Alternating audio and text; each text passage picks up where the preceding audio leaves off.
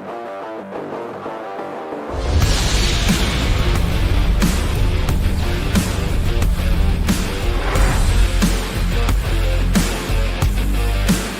you guys realize we have not been here for a Saturday Winged since June? That's how long it's been between vacations and my busy work schedule throughout July. We've been doing our Saturday podcasts during other days of the week, but now we are finally back to our regular schedule. This should be back to normal going forward. There might be a funny Saturday here before we get to September. I might have to skip, but we are going to be here back to normal on the weekends for the Wingies. Happy Wingy Day. Happy Saturday. And oh boy, we got a lot of stuff to get into tonight because we had a pretty good SmackDown last night. We had an amazing AEW Grand Slam Mexico on Wednesday. We even had a great Raw on Monday. So it was a heck of a week in pro wrestling in terms of what we watched on TV. Also, pretty heavy on the news today, too. We got lots of stuff to get into, all sorts of ground to cover here in the next 2.5 hours before Collision airs. But I want to welcome you guys to the podcast. Thank you so much for being here. Sorry for my little drought on Saturdays, but it's been busy. That's why we've been up here on Wednesdays, on Thursdays. We've been trying to do Raw reviews every Monday night to try to keep up with everything while I've been busy. So it feels good to be back today, and we're going to be back tomorrow as well for a watch-along that I will tell you guys about in a minute. In terms of what's on the menu today, of course, we're going to open up with SmackDown. We got to talk about two amazing promos in the ring last night. One between Kevin Owens and CM Punk, which was just terrific, and possibly even better was the interaction between Cody Rhodes and Randy Orton last night as well. Plus, we had a big main roster call-up on SmackDown, so we'll cover all of that. Then we'll backtrack a little bit, just talk about the highlights of this past Wednesday's Grand Slam Mexico, as we have MJF returning to the company, and he's going to be in a match next Wednesday, or this Wednesday, I guess, for the number 2 spot in that gauntlet at All In, plus a lot of great matches on Wednesday and just a tremendous atmosphere there in Arena Mexico. Dynamite went about 3 hours, and it was a pretty wild show, so we'll get into some of that. And like I said, we're pretty heavy on the news today. We're going to talk about a story that just came across the wire a few minutes ago about Dominic Mysterio's unhappiness with his booking. We'll talk about that. We're going to talk about the big Luchador tournament, where the winner is actually going to face Roman Reigns for the championship in September at Raw in Mexico City. So that's huge news. We're also going to talk about whether or not Roman Reigns is overrated. We're going to talk about the locations for Survivor Series and the Royal Rumble upcoming in a couple of months. Also, Rhea Ripley has announced that she did undergo knee surgery, and it might not even be her only one. She is going to be out for a while. We'll talk about the Brock Lesnar retirement and the possibility of him having some sort of an involvement at next year's WrestleMania in Saudi Arabia. We'll talk a little bit about those Netflix Raw edits, which are a little bit head-scratching. I caught up on some Dark Side of the Rings. I watched the Boss Man one, the Renegade one, and the Necro Butcher and Samoa Joe episode, so I'll talk a little bit about my feelings about those. We've got some news on Malachi / Aleister Black, also Zilla Fatu getting his send-off, I think last night at Hog, so he might be on his way to WWE. We've got some sad and concerning news regarding Jim Ross.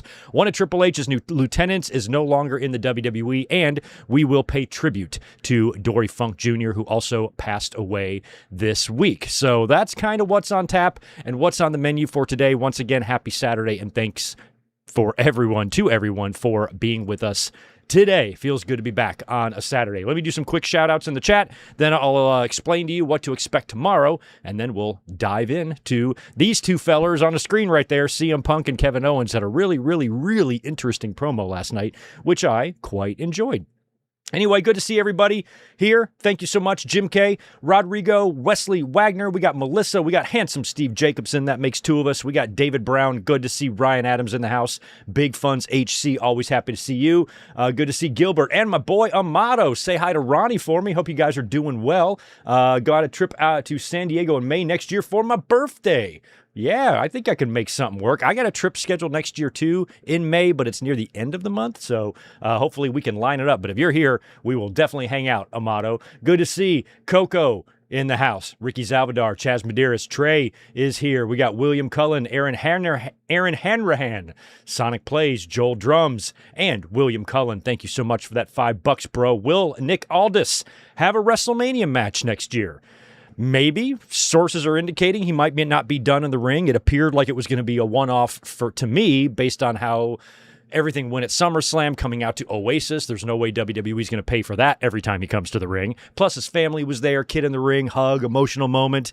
It felt like a retirement to me, or at least something that could be a temporary form of closure for Nick Aldis until something else comes down the line and he gets back in the ring again. But he's certainly young enough to perform. Many people feel like that was not his only match in WWE, and they're probably right, to be honest. Good to see Ben Espinoza. Did I get you already? I'm not sure. WWE fan, Isaac, Michael Cuomo, Denny Downbad, anybody else chiming in today saying hello?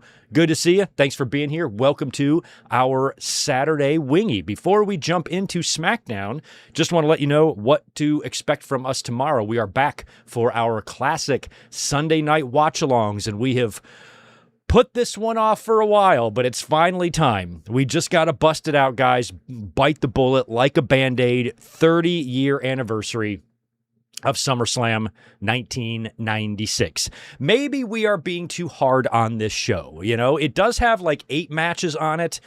I just remember it not being terribly good. I ordered it on pay-per-view that night.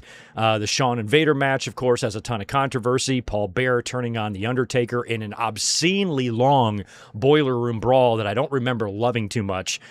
Plus, we've got some other random wacky activity. Sid taking on the Bulldog. I think it's Owen and Savio. Lawler, I think, faces Roberts, right? And some other things. But anyway, SummerSlam 1996. 30-year anniversary watch-along. We're going to be doing that tomorrow night, 8 Eastern, 5 Pacific. And with this SummerSlam, that means we have watched every single SummerSlam from 1988 to 2006. There are none left, none of the classic ones. We even watched 2009 a couple of years ago. And we might have done 08. I can't remember. I don't think we have. So I think maybe 07 and 08 maybe will be the next ones we get to. Otherwise, in the month of August, we'll talk about this tomorrow when we're doing the watch-along. Maybe we can come up with, something from WCW or maybe a TNA show you might want to watch, or a Clash of Champions or some other pay-per-view we might get to in in August, if there's no other real good SummerSlams left to watch. So anyway, tomorrow, SummerSlam 1996, 8 Eastern, 5 Pacific. Please come out and hang out with us, because I've had a crazy long week at work, and I'm wrapping it up tonight, and I'm going to be off for a couple of days. I mean, only 2, but it's going to be nice to be off Sunday and Monday. So tomorrow night, I'll be really excited just to kick back and relax and take a breather, because I am beat down, exhausted right now, and watch SummerSlam 96 with you guys. 30 years ago, man. I was in like my first apartment. No, I guess I was in my second apartment by then. Yeah, second apartment. But man, my rent back then was $170. I split it with my buddy, and I'm pretty sure it was $340, like $340 and change was our 2-bedroom, 2-bath, mind you, apartment. And my half of the rent, I remember it being like $170, like just fucking crazy. So crazy. It's gone up 30 times that. But anyway, welcome, guys. Thanks for being here. WWE fan. Yeah, it has been a while. I hope you're doing well too, my friend. Okay, let's start off with last night's SmackDown. Got to open up with that. I thought at least the promos that we saw in the ring were pretty good. Nothing too much to say about the in-ring matches on this show, although we had some matches to talk about. But to me, it was all about kind of Cody and Punk, then transitioned into Owens and Punk, and then Cody and Orton later on. This was all real good stuff. So Cody comes out first. He's out there to cut a promo. He's a little bit fiery, and he's talking about Randy Orton and what he did to him at SummerSlam, and he kind of is assuming that his buddy CM Punk didn't know about it. And as soon as he said CM Punk's name, Punk's music hits, and he comes right out there, and he basically says, I said my name, I heard my name, so I thought I'd come out. Is there something you want to ask me? And he's basically like, let me make it easy for you. No, I did not know that Randy Orton was going to come in there and hit you with the RKO. And basically just says, anytime you want another shot, just say when. Just say when. And leaves the ring. And I think, is it Owens that leaves the ring?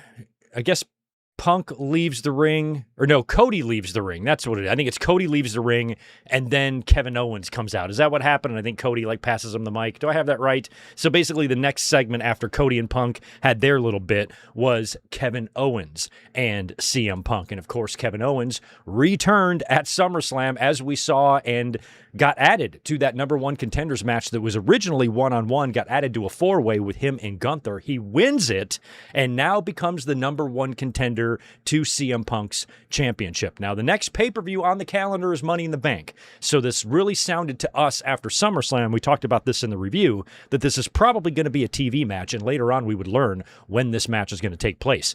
But seeing Owens and Punk face-to-face in the ring in a promo battle is something that I've wanted ever since Punk came back. Now, I think they've slightly interacted, right? I can't remember any history in the past 3 years between Owens and Punk. I do think there's been some interaction, but certainly no feud or no match, correct? So this is the first time we've been able to see them face-to-face, and I've always said when it comes to people on the mic, I don't think CM Punk has anybody that can equal him in that regard. He is just tremendous on the mic, and I've always said for years that I think the one guy that could stand toe-to-toe with Phil is Kevin Owens. He doesn't seem to sweat this stage. He can keep up. He's very witty. He can think fast on his feet. He's got a Bobby Heenan element to him in terms of, how fast he can respond to someone, and he can even be kind of funny doing it. There's lots of little tiny things that both of these guys do when cutting promos that sets them apart from your typical wrestling promo. A lot of what they do and what they say and how they deliver these things feels real. And we know that there used to be a previous beef between CM Punk and Kevin Owens. Dates back years ago, I believe, to the Ring of Honor days when CM Punk was giving Kevin Owens shit for wearing a t-shirt or something. And Kevin Owens did a shoot interview about this years ago, I think before he even came to WWE, where he said everything's cool between him and Punk. But there was an issue where, early on in Kevin's career, he was trying to find his footing in terms of the gear that was going to work for him. Because, obviously he's not a body guy, but he tried wrestling in the singlet for a while, and he's talked about all the different, transitions he went through with his gear to finally find something that works for him and that he likes. And the long basketball shorts and the sleeveless shirt works for him. It works for his body. It works for his style, and he's comfortable with it. And he told the story about how Punk, was giving him some sort of shit for the shirt business. But it was pretty, if I remember right, and I'm just going by memory here, if I remember right, it was squashed relatively quickly. I don't think this was a beef that lasted 10 years or anything like that, because even in that interview, I remember Owens saying everything was cool between them now, and that had to have been before he even got to WWE, because they would have never let him do a shoot interview while he was under contract there. So it dates back to that, and when Owens came out, Punk said, "Oh, I see you're in your gear." So there was just a little bit of a reference there to Owens, kind of wearing the shirt, and maybe the past beef that these guys at one time had. But even though it's probably been squashed for years, same goes with Sami Zayn, even CM Punk and Cody Rhodes, I was really intrigued about what they might do together in AEW when Punk got there. And then Cody left, and I'm like, oh, we never got anything between Punk and Cody, because I feel like they're not totally on the same page, those two. And if they had any sort of an interaction in the ring, you might be able to feel the realism between them. But then when Cody came to WWE, became the megastar, and then Punk followed, now in the position that they're in, and the number one and two guys in the company, they need to be buddies. There's no reason for them to be at odds. But the Sammy stuff, obviously too has been squashed, because Sammy and Punk have worked together a lot of times over the past 3 years. Sammy was out there when Punk returned back in 2023. So Owens and Punk is an interaction, a promo, and a feud and a match that I have wanted for 3 years, and I'm finally glad we're getting a chance to see this, especially since Owens has been gone for 17 months? We weren't even sure if his career was going to resume, much less coming back and ever finding himself in a program with CM Punk, and he found himself in that program right when he walked back in the door. So the back and forth between the two, I thought was really good because of neither man's ability to really back down from the other or to get tripped up by the other. Punk, of course, like I said, he has no equal in my mind. I don't think anybody could really trip him up on the mic. And Kevin Owens is kind of the same way. So they didn't get into some of the stuff that they could get into, if they wanted to reference the Young Bucks. Kevin Owens is very good friends with the Young Bucks, and we know that Phil and the problems he had with AEW leaving there and the NDA that was signed upon his departure. I don't know what they could really say or what they could really reference in a promo that might make the fans realize what they're talking about. If there's anything that they could say to at least reference the AEW time or to reference the people there that Punk had issues with that are close with Kevin Owens. We might get to that because the match is coming up in another couple of weeks, so we're going to have more in-ring time between these two guys on the mic, so maybe they can do that, but they don't really need to. I think just the personality conflict here is enough for me, but if they wanted to bring into some of that stuff, it certainly would add to fuel to the fire that makes fans believe that a lot of this is real, because Owens is good friends with people that Punk hates, and that's real life. So naturally, you would want to tie some of that in there, but you might not be able to. But Owens, he did say to Punk what a lot of people have said to Punk over the years since Punk has been back, about him being miserable and being and just being a piece of shit and being a jerk off and having an ego and all that kind of stuff. And Punk has heard that before from a lot of people on the mic. Basically everybody he's feuded with has said something along those lines about how Punk used to be, about how he walked out of the company for so long. And Punk would often, including in his promo last night with Owens, would bark back, hey, I was gone, but they were still chanting my name for a decade after I wasn't even here. And, still proclaiming that he's the best in the world. And Owens, basically closes out the promo by saying, thank you. He thanks CM Punk because he says, seeing what you've become has made me determined not to let this business turn me into a miserable piece of shit like you. So that was pretty good. He also called Punk a sociopath earlier on in the promo. So they did an excellent job of making you feel the realism here. Like if you were tuning in, or if you're just a casual fan, or maybe somebody who hasn't watched wrestling in a while but likes it and knows the players involved, you turn this on and you see this, it's going to feel real to you. And even kind of when they stepped up to each other, Punk kind of got in his face and Owens was like, you're getting a little close. He's like, yeah, I'm getting close because I want you to hear me, and then the producers and everybody kind of came in to try to separate them after there was a little bit of shoving. So I thought all of that was really good. I thought the promo between them definitely lived up to my expectations of what a promo between these two guys would be. And I think I was just kind of surprised or shocked that it was happening so fast. Right after SummerSlam, Owens comes back and boom, he's now the number one contender and he's going to be facing CM Punk, which has kind of been a dream match for me. So they had a really good in-ring promo, I thought, last night on SmackDown. And then we had some more interactions backstage. Right after this, Sami Zayn approaches Nick Aldis. Aldis has got the shiner, the black eye. I guess that's from his match with Gunther at SummerSlam. And obviously, Sammy is pissed, and Aldis is like, all right, here we go. And, Sammy does have a gripe, and Aldis, was kind of expecting that he was going to see Sammy, and Sammy was going to go full-blown Karen on him, which he pretty much did. But Owens shows up right away and says, hey, that title shot, I want it in Toronto on August 21st. So SmackDown is in Toronto in a couple of weeks. That's when Kevin Owens wants the title shot, and Aldis said, okay, cool. I'll make some calls. And he leaves. That leaves Sammy and Owens to chat. And Sammy wants Kevin Owens to apologize for coming back and winning the match. And then Owens just sarcastically was like, okay, sorry. And Owens reminded Sammy that he would do the same thing.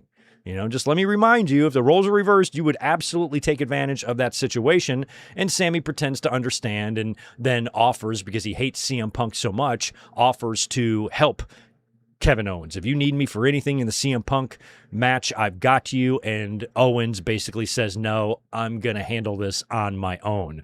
So they're already planting a seed here of how this match is going to go. Kevin Owens isn't going to beat CM Punk for the title. Sami Zayn's probably going to cost him, is how that's going to go. Then later on, Sami is back there talking to planking Johnny and Candice again, and says that he's jealous of maybe I am jealous of Kevin Owens because he got to look CM Punk right in his face and tell him what a fraud he is. And that's when Candice is like, he's standing right behind you, and Punk was right there, and Sami goes, I got a hurt arm, but if I didn't, I would bash your brains in. And Punk's like, no, you wouldn't. If you coulda, you woulda in Chicago, but you lost. So shut his ass down, which I thought was funny. And Punk basically tells Sami that it's back of the line for you. He said he'll give Johnny Gargano, even Candice, a title shot before he will give Sami one. So get your ass to the back of the line. So they're setting up here, Sami, building his, anger that already exists for CM Punk bubbling over. He's going to try to come out and help Kevin Owens in that title match, and he's probably going to fuck up, and Punk's going to be able to retain the title with the help from Sami Zayn, and that's going to cause more issues between Sami and Kevin Owens. So we will see if Sami is in fact on this long path back to the title that he might regain in Saudi Arabia next year. He very well might, but I don't think he will before then. That's for sure. So August 21st. So I guess that'll be the week from this Friday's SmackDown. So 2 weeks from last night. 2 weeks from now, we have Punk versus Owens for the championship on SmackDown. That is crazy stuff. I also want to talk about the other great promo last night on SmackDown. We're going to kind of skip around just a little bit here.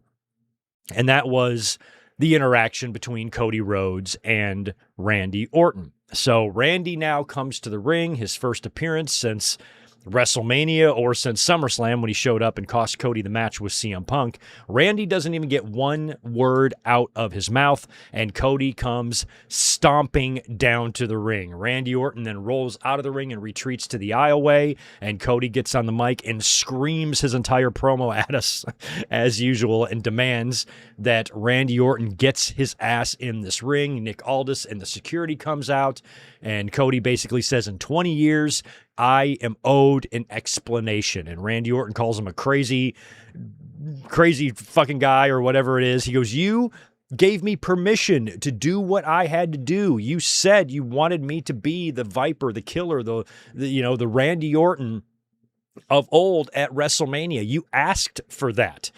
And so I did whatever I had to do, even though they didn't bring up any mention of Pat McAfee at all.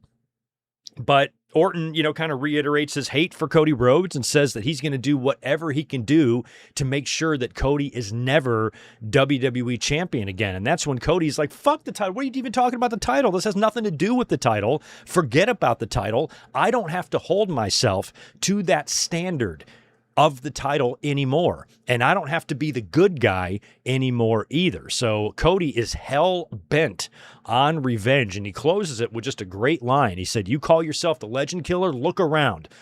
You're the last legend left. So my question is, who kills you? Now, we had just seen John Cena retire last December. Brock Lesnar seemingly retired last weekend. Batista is already retired. Randy Orton is the last of that OVW crop that is still here, and we know that Randy Orton's had a lot of physical problems lately with his health, especially his back. He has lost and missed big chunks of time over the past 5 or 6 years due to that. If Randy Orton is going to maybe retire as well, maybe this is the program that gets it done. I mean, if anybody is going to retire Randy Orton, I think Cody Rhodes would be a great guy to do it, unless they want to get Gunther back into the mix of retiring bitches. But I think given Cody and Randy's history, that Cody would be a good guy if Randy is thinking, I have no idea, but if Randy is thinking about calling it a career soon, maybe whatever this feud is culminates with a retirement match or a loser leaves town match or something like that. Although, Randy might want to hang around and grab himself a Saudi payday next year at WrestleMania as well. We will see how far that goes. But if Randy Orton is going to be retiring in the next couple of years, I think Cody Rhodes would be a good candidate to be the guy to have his last match against. So we will see. But now, what I like about this was the intensity behind Cody's voice. We talked about Punk and Owens, that feeling real. This felt more like a wrestling promo, but you could feel the genuine emotion in Cody's voice and in his words. And it's just more of a reminder of how stupid WWE is. Like, look at what these two guys are capable of doing. Many people are calling Cody Rhodes and Randy Orton's interaction last night better than the Kevin Owens and CM Punk one. Well, what the fuck did you need Pat McAfee for? It's just more, just another perfect illustration of the incompetence of TKO and how they need to keep their fucking noses out of WWE's creative business, because Randy Orton and Cody Rhodes do not need anything extra, to make that a memorable feud or program or whatever. And I expect them to do that now. Hopefully Randy Orton's health, will hold up and he can do this whole deal with Cody, whatever the plans are, because I think it's going to be really great. So we are headed for a showdown between Orton and Cody. I don't know if that's going to be Sunday night's main event coming up on my birthday 1 month from now on September 6th, or if they'll save that for Money in the Bank or whatever the hell's happening. I don't know, but really, really good stuff between Cody Rhodes and Randy Orton last night. Also, we're going to backtrack a little bit and fill in some holes, but I want to fast forward now to the main event of SmackDown last night. It was Charlotte Flair taking on Jade Cargill, a match that we thought we were going to get at SummerSlam. We're getting now in the main event of SmackDown. An okay match. There were some clunky botches in this one that Jade was responsible for, unfortunately, and a couple of those came in the finish. But during the match, we had, of course, the Michin and B-Fab were out there.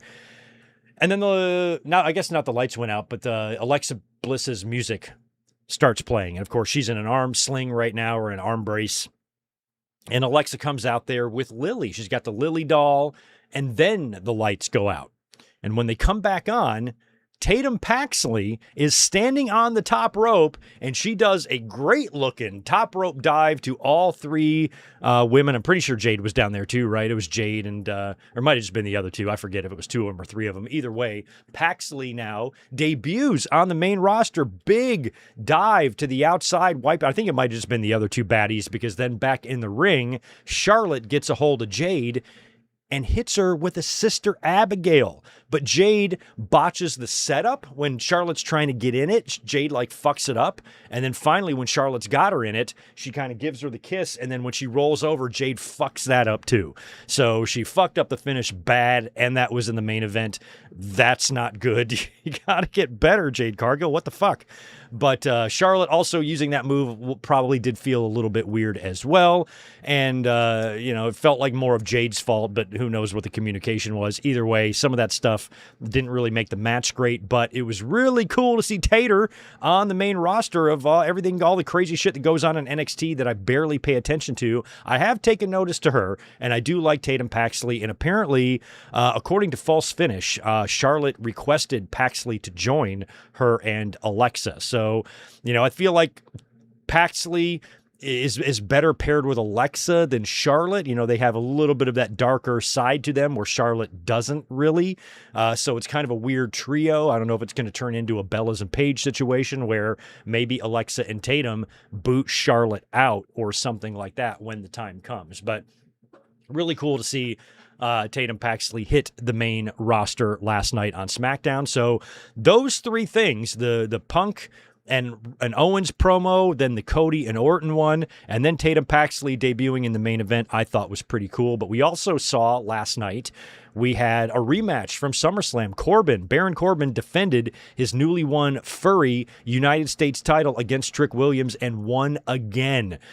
Trick came in with the trick shot, but Corbin put his hands on the ropes. When the referee had his back turned, Corbin rolled out to grab the belt, blasted Trick Williams in the face with the belt, and pinned him to retain the title. And then backstage, when he's stumbling around after his loss, he gets attacked by Carmelo Hayes. Carmelo Hayes. Look, Carmelo Hayes is here, guys. Wow. I thought WWE forgot that he was on the roster. So he's finally there. He attacks Corbin, and it would be nice if we got Melo beating Corbin for the U.S. title, but I don't trust anything WWE does as it relates to Melo, even though it was good to see him. One thing that I did not like last night on SmackDown was the Chelsea Green title celebration. Holy fucking shit, this was awful. Her title win was so great at SummerSlam, and I have a feeling her championship reign is going to be a fucking joke. She did introduce herself as the permanent champion, so it seems like they've dropped that interim thing now that, you know, what we're going to talk about later on with Rhea Ripley and her injury and her surgery. But Chelsea has an unbelievably scripted wrestling segment. This is the exact opposite of Punk and Owens. This is the exact opposite of Cody and Randy Orton. This thing was scripted down to the goddamn syllable. And Chelsea's out there and does her thing. She's there with Tiffany, and she thanks Tiffany and apologizes to Tiffany. And the Tiffany is about to start saying something to her, like, I want to talk to you about something. And that's when Fatal Influence interrupts. And these are my least favorite type of wrestling promos. When you get a trio or a tag team, you see it a lot with trios, and they come out and each person just gets their moment to talk. It was JC Jane, and then as soon as she's done delivering her line, it's the other one. And then as soon as she's done, it's Jimmy Fallon or whoever her name is. I don't even know these girls' names yet. And they're the tag team champions. Fallon Henley, that's right. Fallon Henley and Misty Carmichael or something like that. So I hate those type of promos. Sometimes the New Day used to do it too. I'm not just picking on the women because the men can be just as guilty of this, but just the scripted nature of these promos. Every single goddamn line that was delivered in this entire segment was completely scripted 100%, and it just bored the fuck out of me. I didn't care what any of these women were saying at all. And after they were done yapping and reciting the lines from their script, a tag match, impromptu tag match is set up. So it's going to be Fallon and the other one against Tiffany and Chelsea. And that's when JC Jane nails Chelsea with like a forearm or a discus punch or something when Chelsea is kind of laying in the ropes and JC is on the outside of the ring. And Chelsea gets pinned. They pin the champion. They pin her. Fatal flaw finisher to Chelsea. And they pin the champion. Is this what it's going to be? Is this what they're going to do to her? You know, I think she even thanked Michael Hayes, right, in her celebration. So they gave her a shitty scripted celebration segment, which sucked. And then they put her in an impromptu match, which sucked, that she got pinned in. And then after she got pinned, Nia Jax, who, by the way, looks great. Shout out to Nia. She looks amazing. And Lash Legend attack Tiffany and Chelsea after the match. And then Nia Jax dances and poses with the belt. So I guess maybe we're getting Chelsea and Nia Jax for the championship. Next big match that we're going to see, probably on TV. So yeah, that all was bad. I didn't like anything about that. And other than that, on SmackDown last night, we had two little video vignettes or promos. One was from Nikki Bella explaining the attack on Paige, whatevs. You had to explain this somehow. They really fucked up their plans at WrestleMania when the plan was for the Bellas to turn on Paige. And then Brie gets hurt in that match. So they kind of twisted it a little bit, making it sound like Nikki is blaming Paige for Brie getting hurt. And now it's just going to be a Nikki and Paige one-on-one feud. And Brie Bella, it was reported that she, what's it called? A scapula or whatever? She broke not her shoulder blade or whatever, some big ass bone here that connects your shoulder bone to your arm bone or whatever the fuck it was. She broke that, which we knew. As soon as she took that shot, it was on the steel steps right on the outside of the ring. And I remember the way her arm was positioned. And when I forgot who the hell flew into her. And it was just a really gnarly, it might have been JC, and just a real gnarly just bump on her arm, and it just fucked her up. And it was kind of droopy throughout the match. And I was just thinking separated shoulder, but this sounds like it might be worse. She's going to be out for a while. So Nikki is basically targeting Paige and whatever. I have no interest in that at all. at all. Also, we had a little video vignette from Shinsuke Nakamura. Shinsuke Nakamura is sending a message to the Tongans, to the MFTs. I don't even know if they're still the MFTs anymore. Basically saying that he's back and he's not alone. So he's going to be back with someone. He didn't say I'm coming back with people. He kept saying him. So the only person that makes sense to me is Evil. Although I don't know if they'd want Evil and EO on the same show to try to do them a little favor, but it sounds like Nakamura might be coming back with Evil. If it does turn out to be Evil, I'm curious how long it takes for EO Sky to be a SmackDown star. I think they're going to move her over to SmackDown if Evil turns out to be with Shinsuke Nakamura. So not a great SmackDown, but I got to give it a decent grade just based on the strength of what Cody and Orton did and what Kevin Owens and CM Punk did, which I found really intriguing because there's not too many of these situations left where we can get these two guys where there could be some realism in what they're saying, and the Owens and Punk interaction last night was really, really fun to watch. Guess what else was really, really fun to watch? AEW Dynamite Grand Slam Mexico in Arena Mexico this past Wednesday. Holy shit, what an atmosphere. What an environment. I am so glad. I think we're so lucky as fans. Things might not be great in WWE, and we're in a TKO era, and we got this social media age, and spam finishers and tribalism, and there's a lot of just shit that is bad about wrestling. But there's a lot of shit that's good about wrestling. And I think one of the things that is great about pro wrestling right now is both of the big two having working agreements with the two big promotions in Mexico. The big two here are working with the big two there.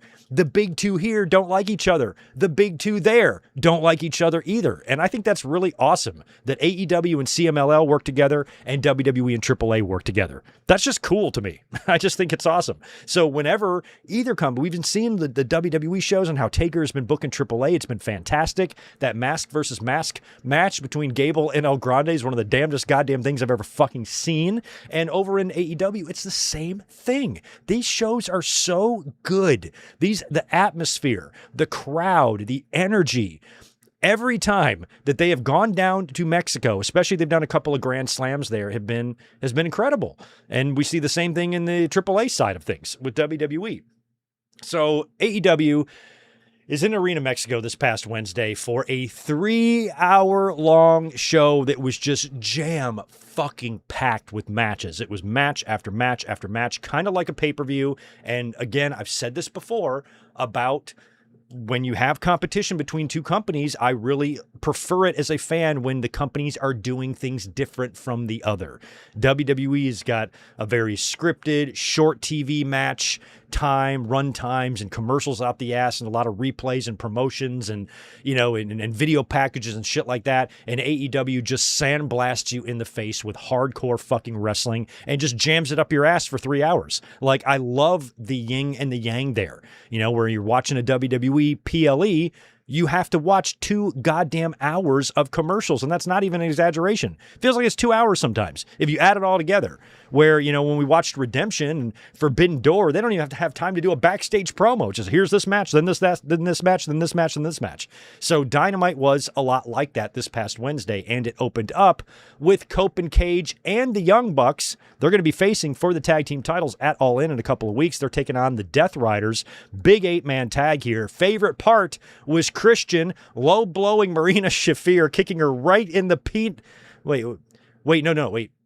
Boys have penis, girls have vagina. So he kicked her in the vagina, right? Because that's what girls have. And it hurt her. She went down like a ton of bricks. That was amazing. And the finish was a finish I knew they were going to do. Because if Cope and Cage and the Bucks are going to team up, you got to have some miscommunication. This shit is older than the business. I swear to God. It happens so often. It's been going on for decades. 4 decades before I was born, they were doing this shit. But sure enough, I don't know, you get an Irish whip or something. Copeland goes into the ropes, and I think it's Matt. That's kind of kneeling down on the ropes. Might have been Nick, but I'm pretty sure it's Matt.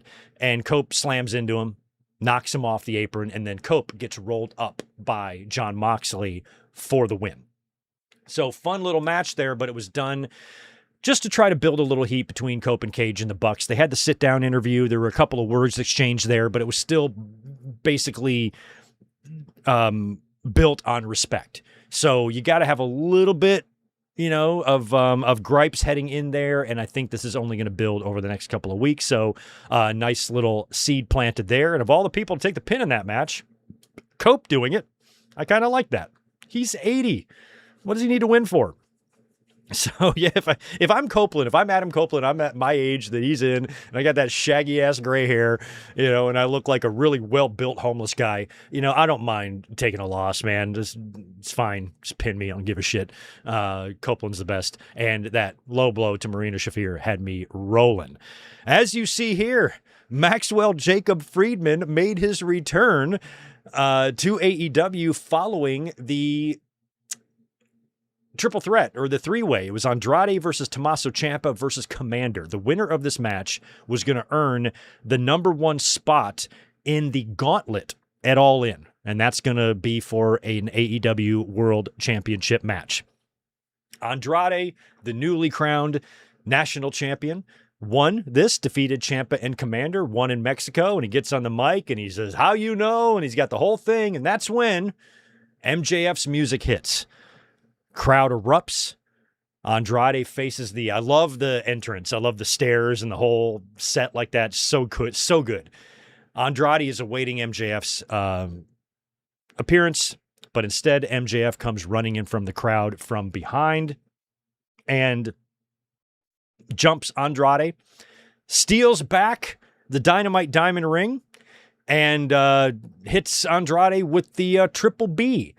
He's got the Triple B. How does he have the Triple B? I thought Kenny won the Triple B, and then the Bucks gave him the original title.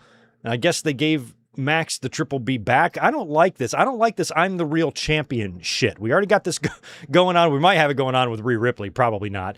But we've seen this, kind of too many times. Punk did this. He came back with the X on it. But at least in Punk's case, he never really technically lost the title. And Maxwell did. So, even though there was a lot of, outside factors in that match with Kenny, he didn't lose to a point where he should be walking around claiming he's the real world's champion or anything like that, but he is. He's got the Triple B. I don't know how he got it back, but he's saying that this is the only belt that matters. I'm the only champion that matters. And this coming Wednesday, where I think they're Vegas, are they Vegas?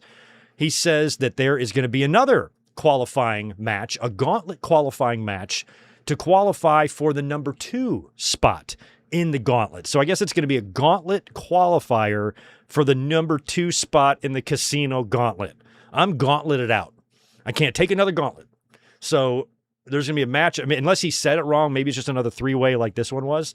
But he's going to be in a match on Wednesday to determine the number 2 spot. He plans on entering that match. He plans on winning that match. And I plan on him winning that match too. It's probably going to be Andrade and MJF kicking things off in that gauntlet at All In, and that should be fun. And he called the Ospreay and Kenny main event a fake main event, and basically says he's coming for the winner. So he's looking way ahead. He's looking past not only the qualifying match on Wednesday that he needs to win to even get into that All-In match, but he's looking ahead to that. I'm going to win the gauntlet thing, and then I'm going to go in number 2. I'm going to win that, and then I'm going to beat the champion. That's a ways off, buddy. For you to hold that belt again, you're going to have to wait a minimum of a month, because now with the new rules of this gauntlet, it's not like a Money in the Bank, thank God. I think they've made the rule now where it's got to be, is it 1 week or 2 weeks? I think it's like 1 week's notice at least you have to give when you are cashing in a casino gauntlet title shot. So that's good. So, I mean, at best, if All In's the 30th, the best MJF can do would be All Out, right? The week after. So it might be, if MJF wins, it might be MJF versus Kenny or Ospreay at All Out. But I also kind of think it might be Moxley and Ospreay at All Out. I don't know what the fuck's going to happen there, but it sounds like they're setting MJF on a course for another title shot, which means he'll probably win on Wednesday and probably win at All In. Great to see him back. We haven't really been sure about his injuries and the extent of them, the seriousness of them. Obviously, he's been hurt for a while, but him being, out of action for an extended period doesn't seem like that's happening. A lot of people were convinced he lost the title at Redemption because he's got to take time off, but he's back and he looks amazing and he had a great promo and I loved everything about this. So welcome back, MJF. That was fun. last Wednesday. Also, we had Willow Nightingale and the Brawling Birds taking on their all-in opponents. It's going to be Willow and Mercedes for the title, and I'm assuming if it's not official yet, it's going to be the Brawling Birds and Divide and Dominion for the title. Willow gets the win for her team by beating Mercedes with the backslide. And help me out, why am I thinking that backslide is kind of recent? Did Willow win the title with a backslide from Tekla? How did she beat Tekla at Redemption? We watched it, we talked about it, but I don't remember anything. Ask me what I had for lunch yesterday, I don't remember.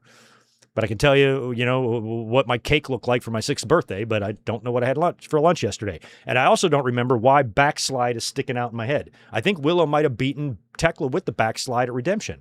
Anyway, she beat Mercedes with the backslide in this match, which makes me a little worried for Willow because I have been really liking, some of the fans have been saying, I don't know if it's a done deal that Mercedes is just going to beat Willow for the title. I think Willow might win. Otherwise, she's going to be a transitional champion. I'm liking what I'm hearing.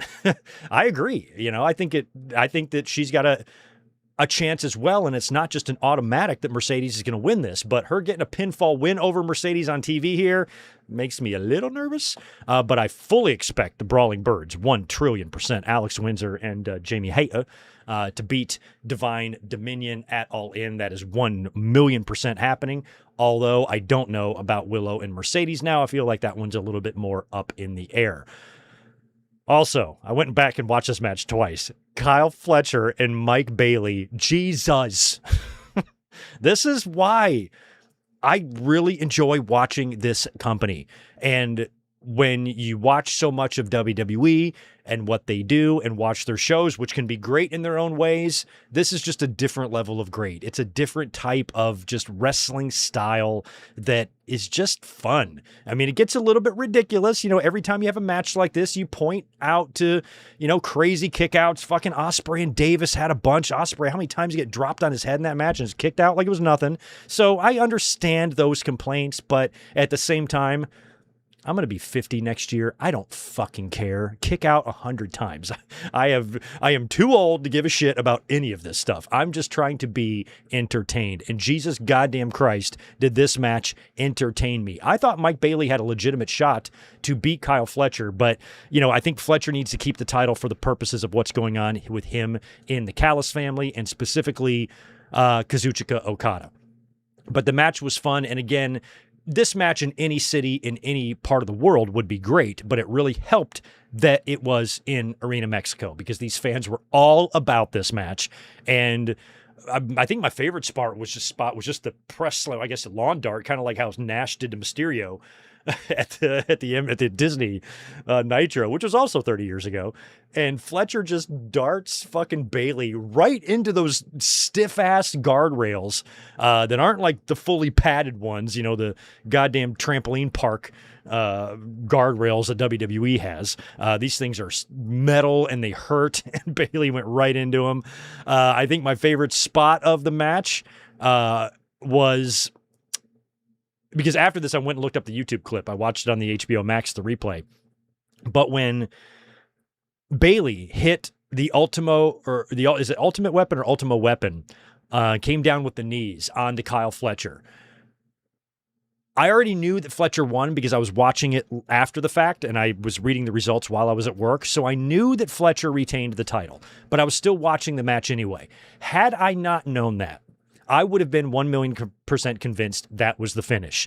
The way he hit that, he goes to pin Fletcher, and then you get a pullback by the camera. You get this wide shot of the ring, and generally, when you're going to do a finish, you want to, in a match that's like this, you want to get that full crowd reaction. That's the exact type of camera angle that you would use if you were going to pin someone. And I really wish I would have been home to watch it live because I would have liked to see if I would have been fooled the same way the fans were, because they all thought, happened at WrestleMania 3. Too. There was one pinfall there where the fans thought Steamboat beat Savage, but he didn't. Whole fucking Silverdome almost blew their minds. And that wasn't even the finish. It came later. But seeing the fans like kind of jump up like that was pretty awesome. Kyle Fletcher recovered from that relatively quickly and was able to hit the just a sick ass turnbuckle brainbuster, which is a really scary finish, but man, I love watching it. I love watching it. Once I can tell that the wrestler's okay and he didn't kill anybody, I'm like, okay, sweet. That was a fucking great move. So hits the turnbuckle buster there on Mike Bailey, retains the international title in just a fucking great match. Great match. Loved every bit of that.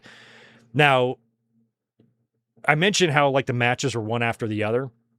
The next match starts coming out to the ring, and it's this big 6-man with the Callis family. And Fletcher has a little face-off there with Okada. So I like this idea of maybe Fletcher and Okada for the championship, maybe at All In. They've definitely been teasing that. At one time, I thought it would maybe be a 3-way with Takeshita, and then maybe a 4-way with Kevin Knight if he drops the title. But it feels like Okada and Fletcher, might be the direction, and I hope that it is. Now, the next match that they were coming out for was pretty good too. This was going to be, I guess it was Okada, Kevin Knight, and Hechicero.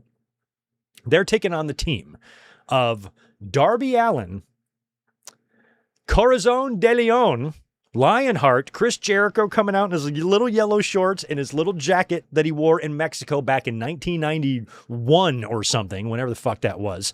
So long ago when he was Lionheart, Chris Jericho wrestling in Mexico, cutting his teeth, coming down there, wearing that same shit was great, came out to Judas.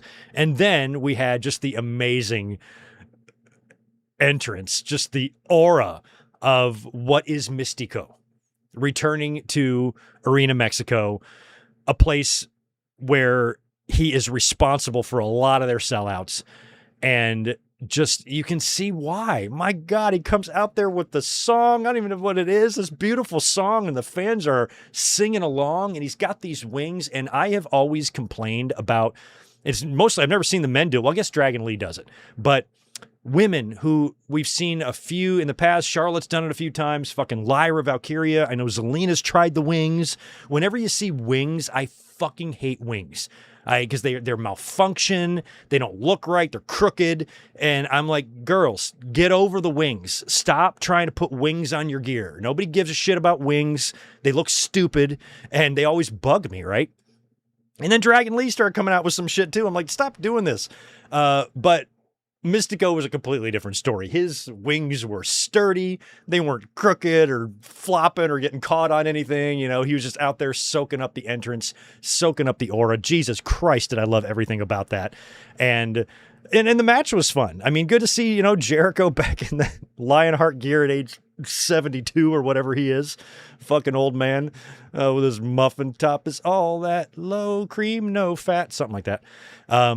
And he's out there in that. In the end, it was a coffin drop from Darby Allin to TNT champion LA Knight's brother, Kevin, for the win. So I feel like we're going to get another TNT title match now between Darby and Kevin Knight, where Darby will probably win that belt back. Now, maybe they do it at All In, or they do it on TV. I guess at this point, you'd probably just do it at All In, right? I think so. One of my new favorites, probably the last 3 months, my eyebrows been raising at little Miss Persephone. I think she's great. I love this girl. And she had a match with Statlander on Wednesday, which was okay. But it had a lot of interference that I didn't really like. First of all, you had Thunder Rosa. Both Thunder Rosa and Persephone are both champions in CMLL.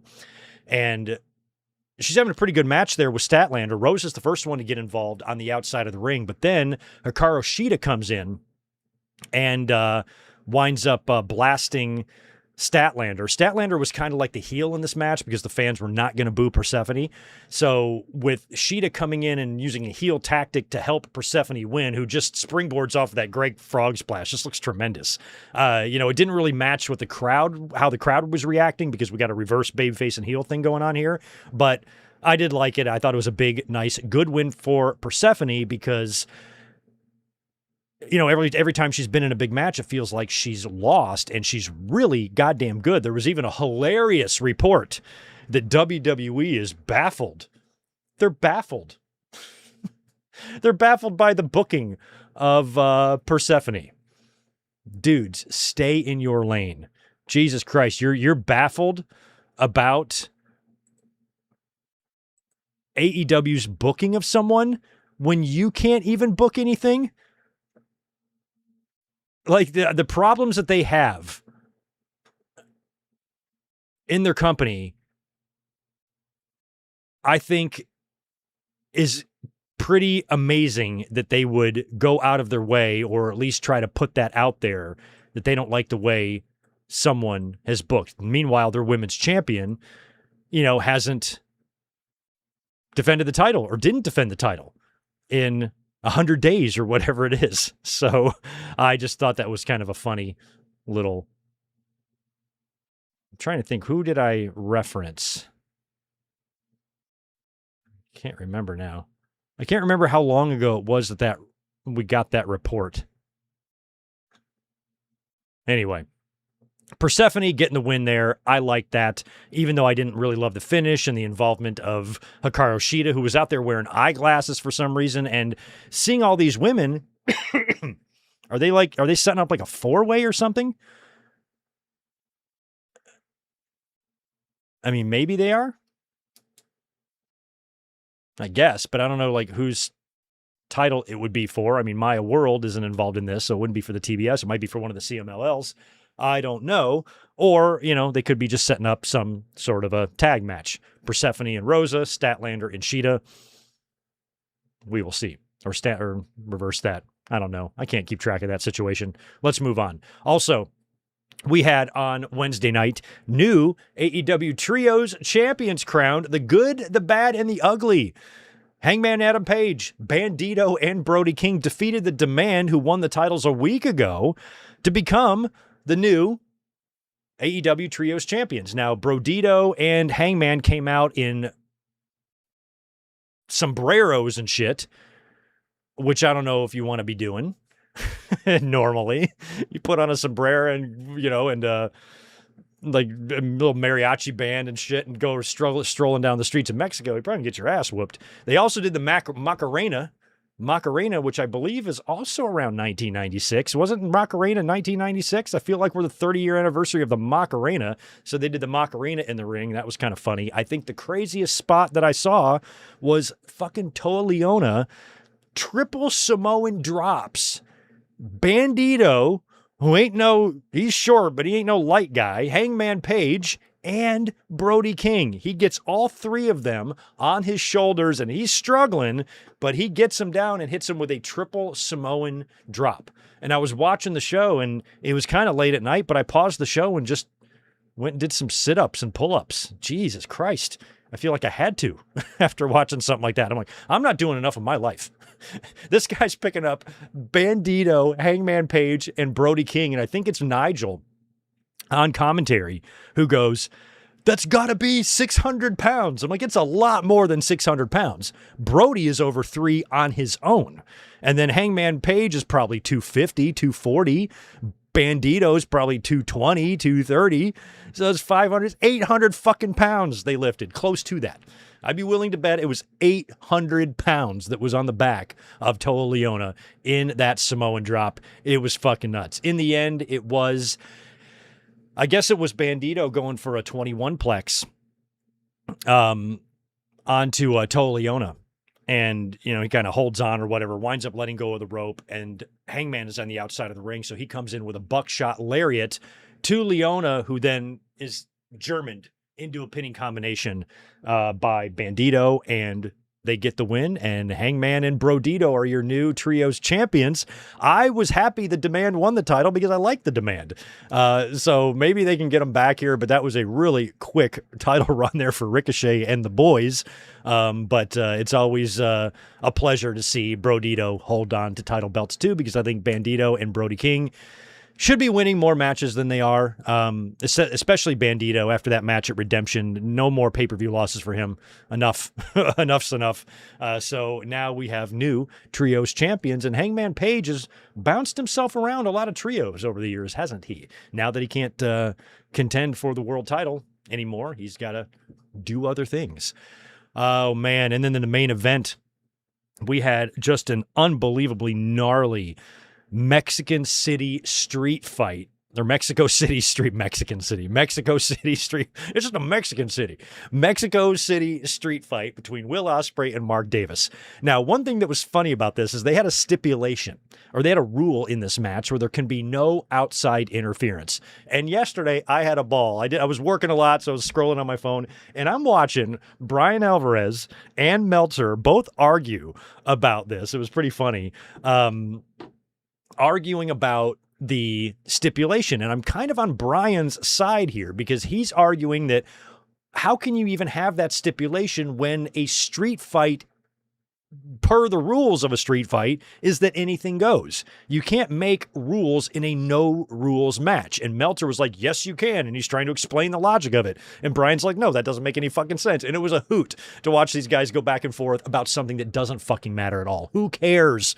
Who gives a shit? I don't fucking care what they do, what stipulations they make, whether or not they make sense. Very few things these days at my age is going to make me mad. So they had a whole entire fucking argument about this. But I do kind of see Brian's point. I mean, he's right. Street fights are silly. To have a rule like that in a street fight is silly.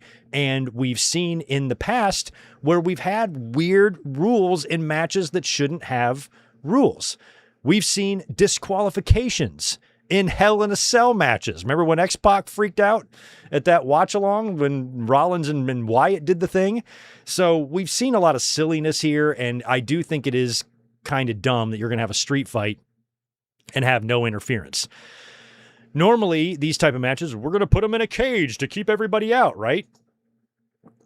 Or you can just make a stipulation to keep everybody out. So basically the point is anybody, even though there was that rule, there was that stipulation, there's no disqualifications in a street fight. So even if somebody came down and broke the rules and interfered, what is the referee going to do?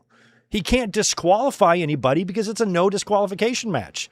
I think it's just they just need to figure out a better way to make that stipulation without looking dumb. But I didn't really care about it. I was more interested in the brutal match that was taking place in the ring between these two guys. We had barbed wire. We had barbed wire chairs. We had forks. Forks, again, forks are back. Both guys forked each other. That was fun. We had a tire out there. There was some sort of a bump. They were up on the stage, that awesome stage they have there, and Davis pulls out a piece of wood or drywall or something and blasts Ospreay with it. It breaks. He then rolls down the stairs. The fucking pile, that double underhook fucking thing, that pile driver that Davis does, he hits Ospreay with that. It just looks so incredibly devastating. And of course, he kicks out, of course. And I think the finish might have been my favorite spot of the match. Jesus. Ospreay basically takes the barbed wire and wraps it around the head and face of Mark Davis and comes in with one of the nastiest hidden blades I've ever seen. Hidden blade right to the face with the barbed wire wrapped around his face, takes out Davis. That was the finish. Both guys covered in blood.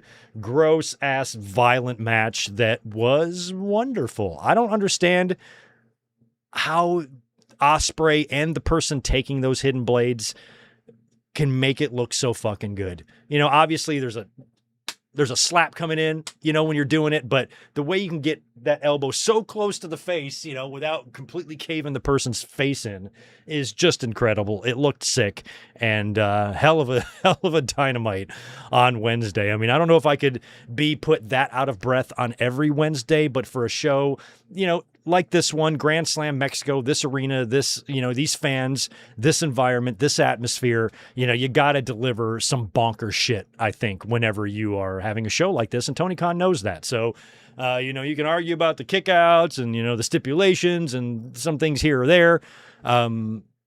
Overall, hell of a night of wrestling that I enjoyed. I watched it at 1 o'clock in the morning, sitting right here watching the replay on HBO Max. It was great. Hell of a show on Wednesday. Hell of a week in wrestling, because we were here this past Monday as well, don't forget, for a Raw review. And Raw was good. It's like WWE started hearing our complaints or something, and we didn't have any Danhausen on the show and, you know, shit like that. So Raw was a really solid show on Monday. So between Monday's Raw, Wednesday's Dynamite, and then last night's SmackDown, which might not have been the greatest SmackDown, but it was eventful. It was memorable because of, you know, what Cody and Orton did and Owens and Punk did. So very little for me anyway, as a fan, to complain about in terms of the week we saw in wrestling. I didn't watch NXT or Impact, but if those shows were any good as well, then hell yeah, I guess it was a great week of wrestling if you are a wrestling fan like myself, and a lot of you are. So good stuff on Wednesday night. Let's talk real quick about tonight's Collision. It is live. We've got a few matches booked on the show. We have Maya World and High End versus Persephone and Hikaru Shida. And something that I have not talked about yet is this Continental Challenge Cup. I'm lost, guys. We already have a tournament to win the cup or the trophy or the belt.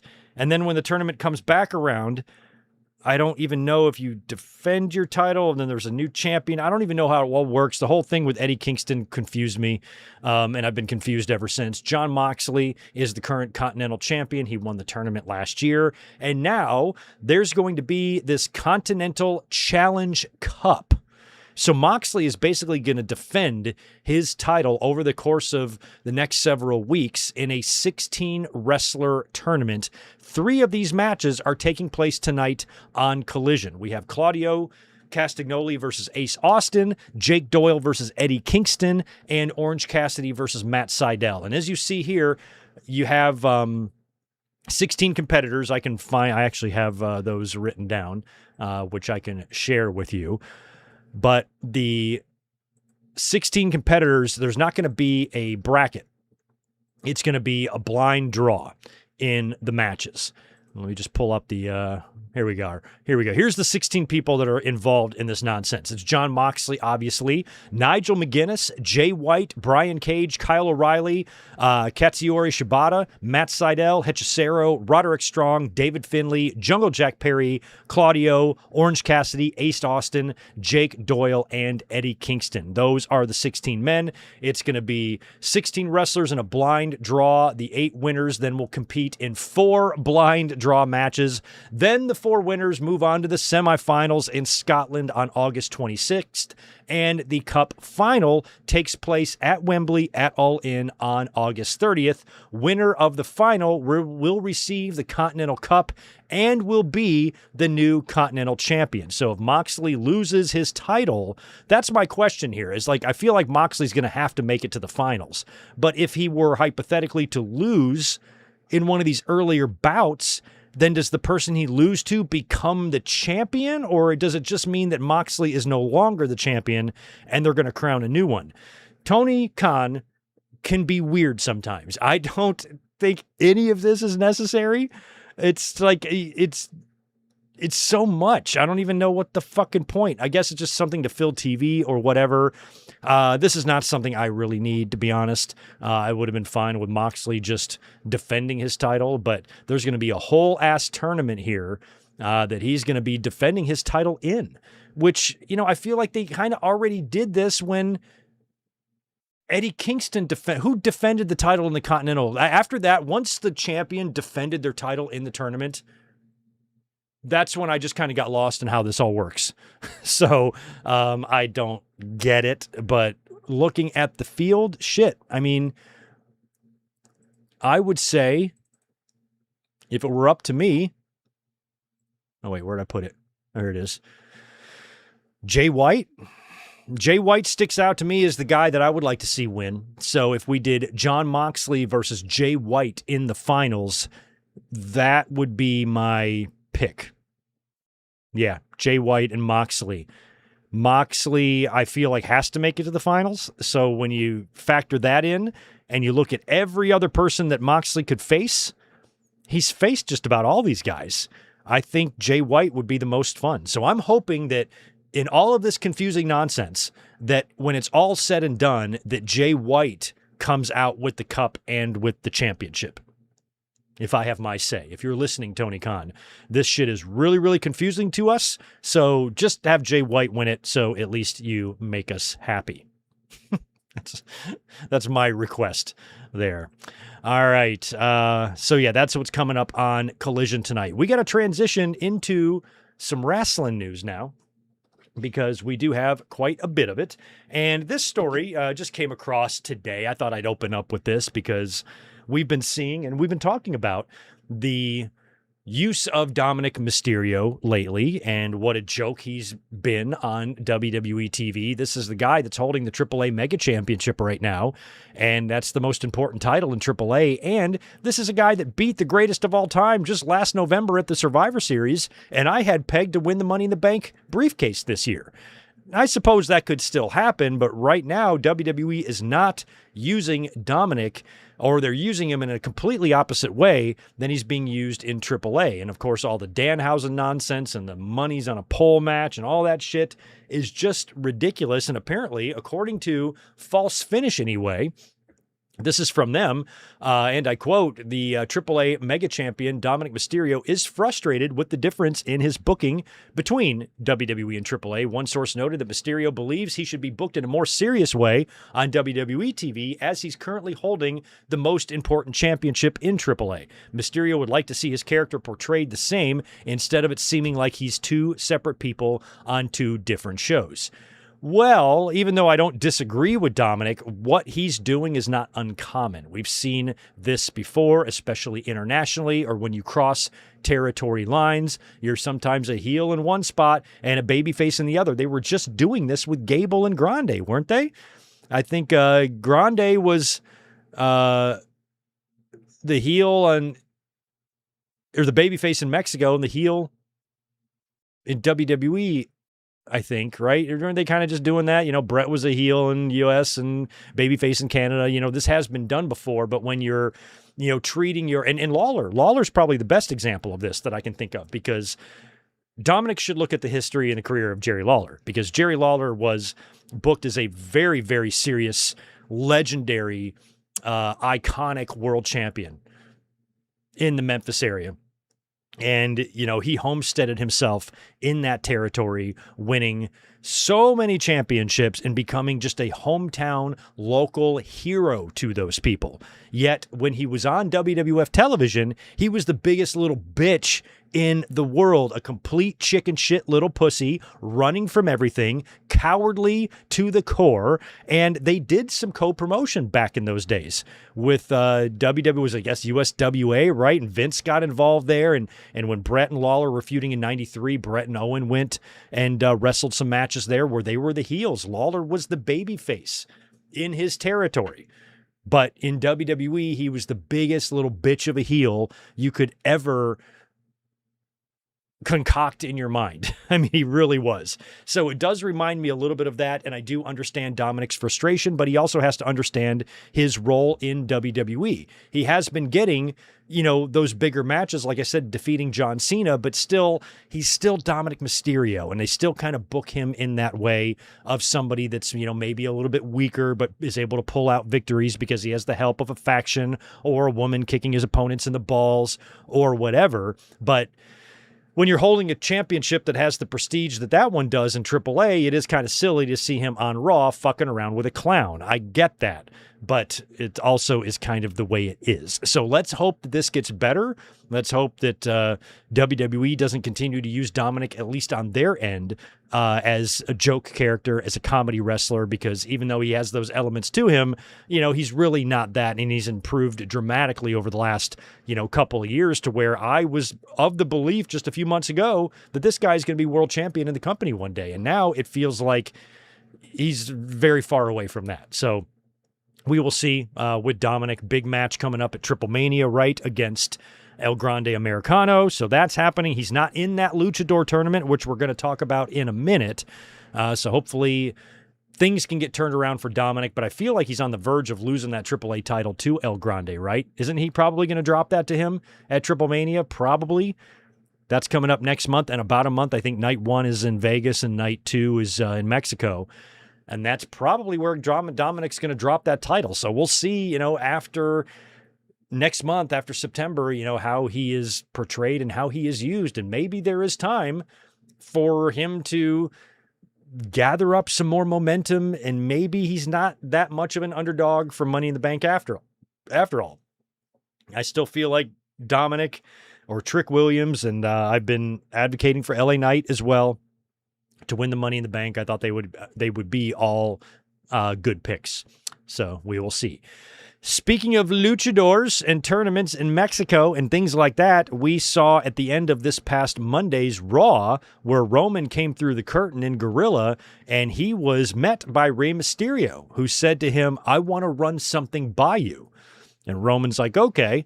The next day, it was announced that Roman Reigns is going to defend the World Heavyweight Championship on September 14th. There's going to be a Raw in Mexico City. And he's going to face the winner of a luchador tournament. And the tournament starts this Monday. The brackets, I've got them here. The brackets, as you see, Penta and Laredo Kid, Psycho Clown, La Parka, Dragon Lee, Dr. Wagner, son of Dr. Wagner Jr., Rey Fenix, and El Fiscal. When you look at those brackets, it's sitting right there. Penta and Fenix final. I'm glad that El Grande Americano is not involved in this because even though he's massively over in Mexico right now, I would like to see a true luchador get this opportunity, and I think it's going to be Penta. I think Penta would be the perfect person to give a championship match to on that Raw, and given that his brother is in the bottom of that bracket, I don't know how you don't do that final. Unless Dragon Lee, who I expect him to advance, unless Dragon Lee beats Phoenix, but I feel like you've got to do Penta and Phoenix and finally reference the fact that these two are brothers and they have a lot of history together. So if you give us Penta and Phoenix in the finals with Penta going over and then facing Roman on the 14th, I'm very intrigued by that. I think it's very cool that Roman is doing that they're booking him in something like this. Mr. Part-Timer and whatnot. So Roman having a title defense on television on Raw in Mexico next month is going to be fun. Can't wait to watch Raw that night. Maybe we'll do a watch along of the Mexico City Monday Night Raw coming up next month. Also, speaking of Roman Reigns, I just have one question for you. Is he overrated? Conrad Thompson thinks so. Conrad Thompson on his latest podcast, I think it was with Bischoff, went on to call Roman Reigns the most overrated WWE champion in history and gave a whole list of reasons why. And for some reason, it set the internet on fire. And everybody's yelling at him and is mad at him and whatnot. And I'm like, is this really that much of a hot take? It's just an opinion. It's not like a hateful, crazy, bigoted opinion or something like that. Conrad just feels like, in his opinion, that Roman Reigns is overrated, and he has a bunch of reasons why. I don't think Roman Reigns is necessarily overrated. I think Roman has drastically improved back in the day when they were shoving him down our throats with those terrible promos and his non-existent character and no aura and his weird contacts and his suffer and succotash. Sure, overrated is all hell, at least in WWE's mind, but I always thought he was like decent in the ring even back in those days, and he could deliver in big match situations when he needed to. And since he's been the tribal chief, I think he's only been better in that, or gotten better at that. And then he went on to hold the title and had like a Hogan level title run. And so whenever you're going to compare, champions of today to champions of yesterday, you also have to remember that the eras are different. So what Conrad is saying certainly in no way didn't offend me at all, even though I don't really agree with him. I don't really think Roman is overrated. If you give Roman 35 fucking podcasts to host, I might think he's a little bit overrated, but I don't really think that. But I also kind of get the direction that Conrad is coming from. I'm a little bit older than him, but, we have similar childhood memories in terms of what we grew up with and what we grew up with watching. So naturally, when you see champions of today, you're going to, kind of have natural comparisons in your mind to champions of yesterday. But, when you're comparing them to the big stars, the mega stars, and there's two main ones that I always think about, Hulk Hogan and Steve Austin, they were different eras. WWE was hinging 100% of their success on both of those guys. You remove Hulk Hogan from WWE in 1986, they are fucked. Randy Savage could not carry that ship on his own. WWE, they lose Austin in 98, they're also fucked. They lose Austin in 2000 or 2001, they can handle a little bit better because by then they had built stars around him. But look at the roster when he won the championship after WrestleMania 14. Bret is gone. Shawn is gone. There was only in 98, in the beginning of 98, before Austin won the championship, there was only one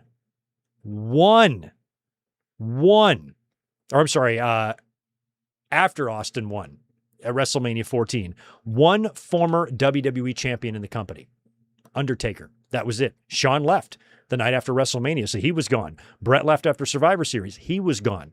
Nash was gone. Hogan obviously was gone. Savage was gone.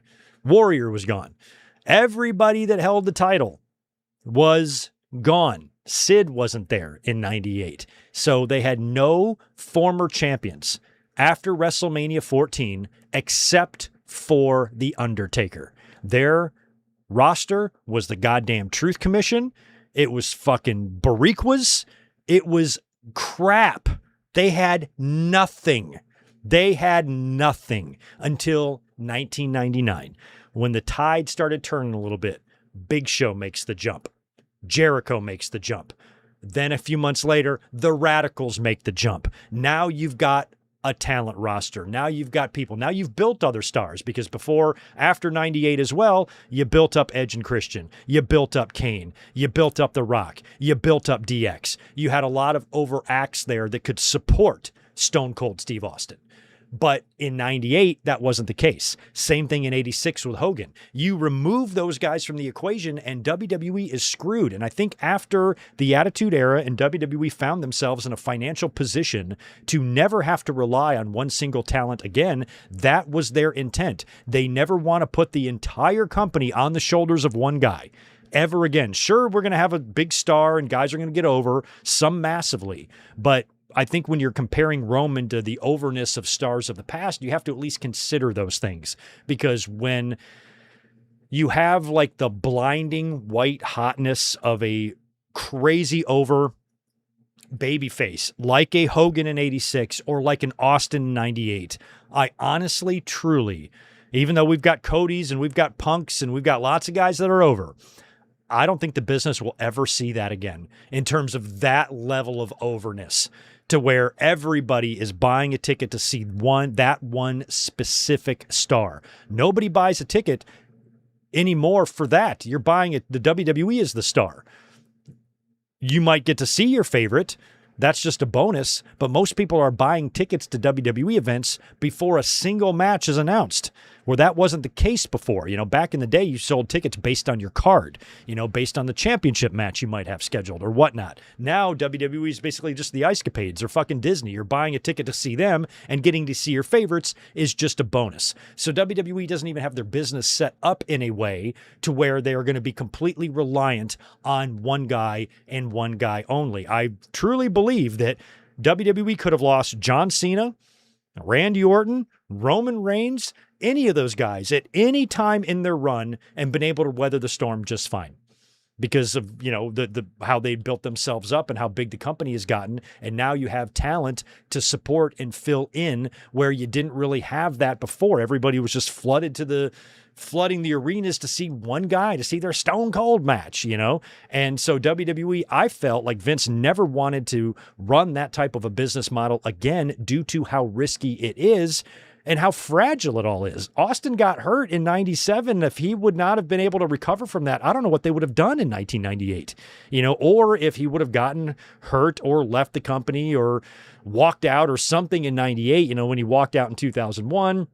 And he had his neck surgery in 2000. Things were different by then. They had other stars. The Rock had gotten on the map by then, but he wasn't on the map yet in 1998. So things would have really been bad for WWE. They could have lost that war. And I think they realized that. And Vince was probably like, never again do I want to have so much riding on the shoulders of just one man. We cannot operate like that. So the business is different now. Now you got a bunch of guys. So in terms of Roman being overrated, you know, it just depends on how you look at it. I don't necessarily agree, you know, but at the same time, there are things about him that, you know, guys of the past, you know, didn't have, or he doesn't have what guys of the past used to have, things like that. But man, the internet exploded over that.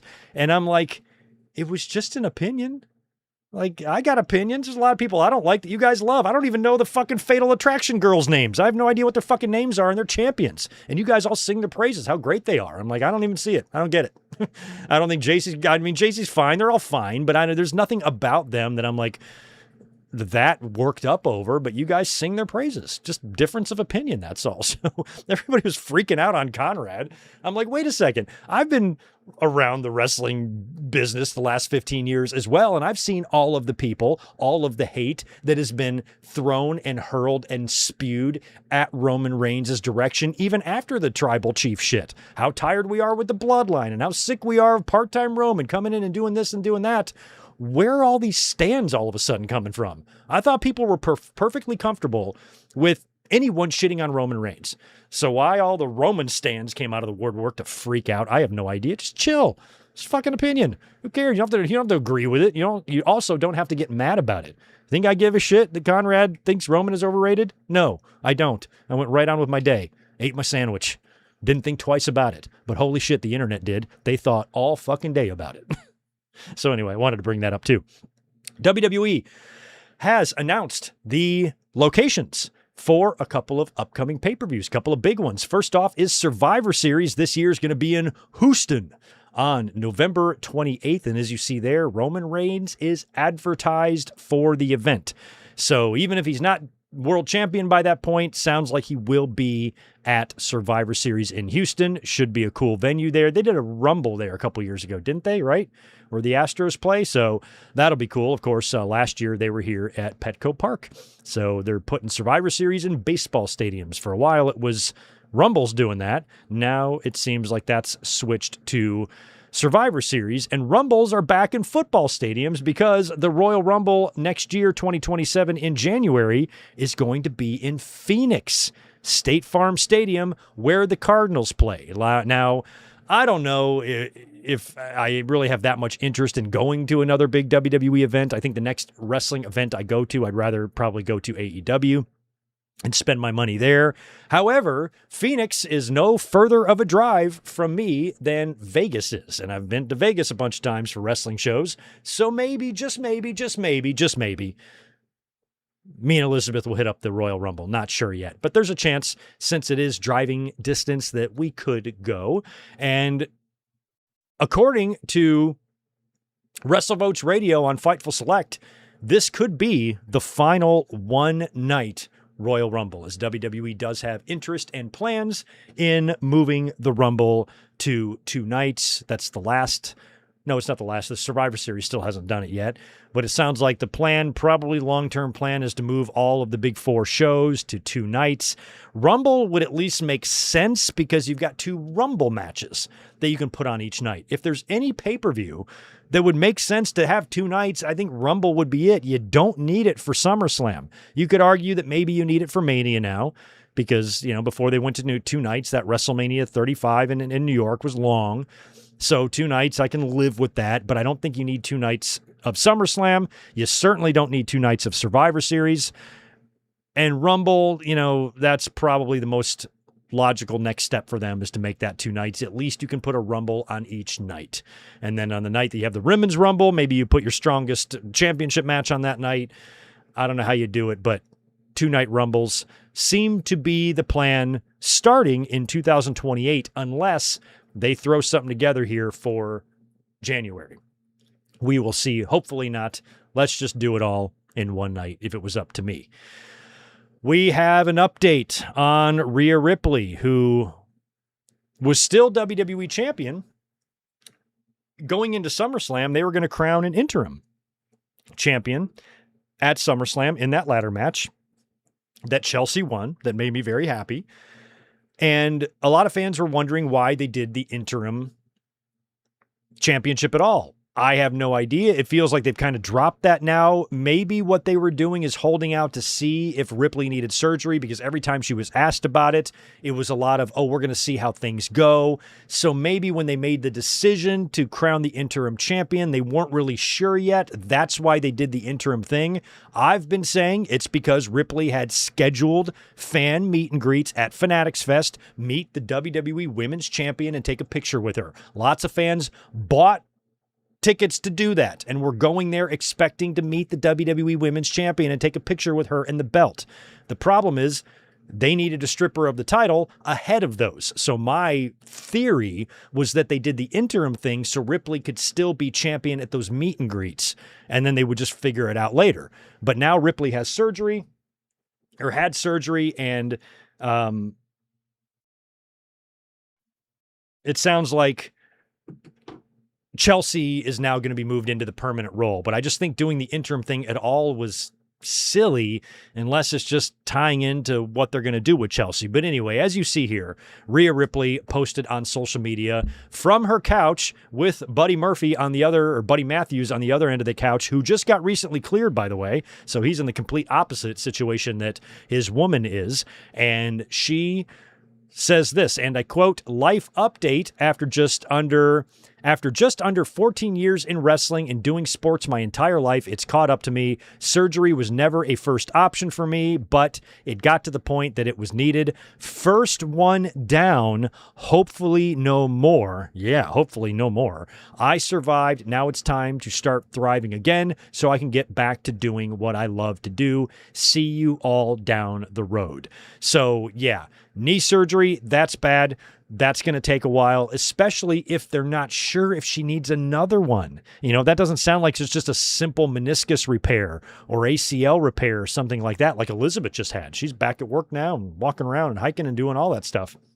But if this is the first surgery and there may be more, it could be a year until we see Rhea Ripley. I definitely don't think that we're going to see her.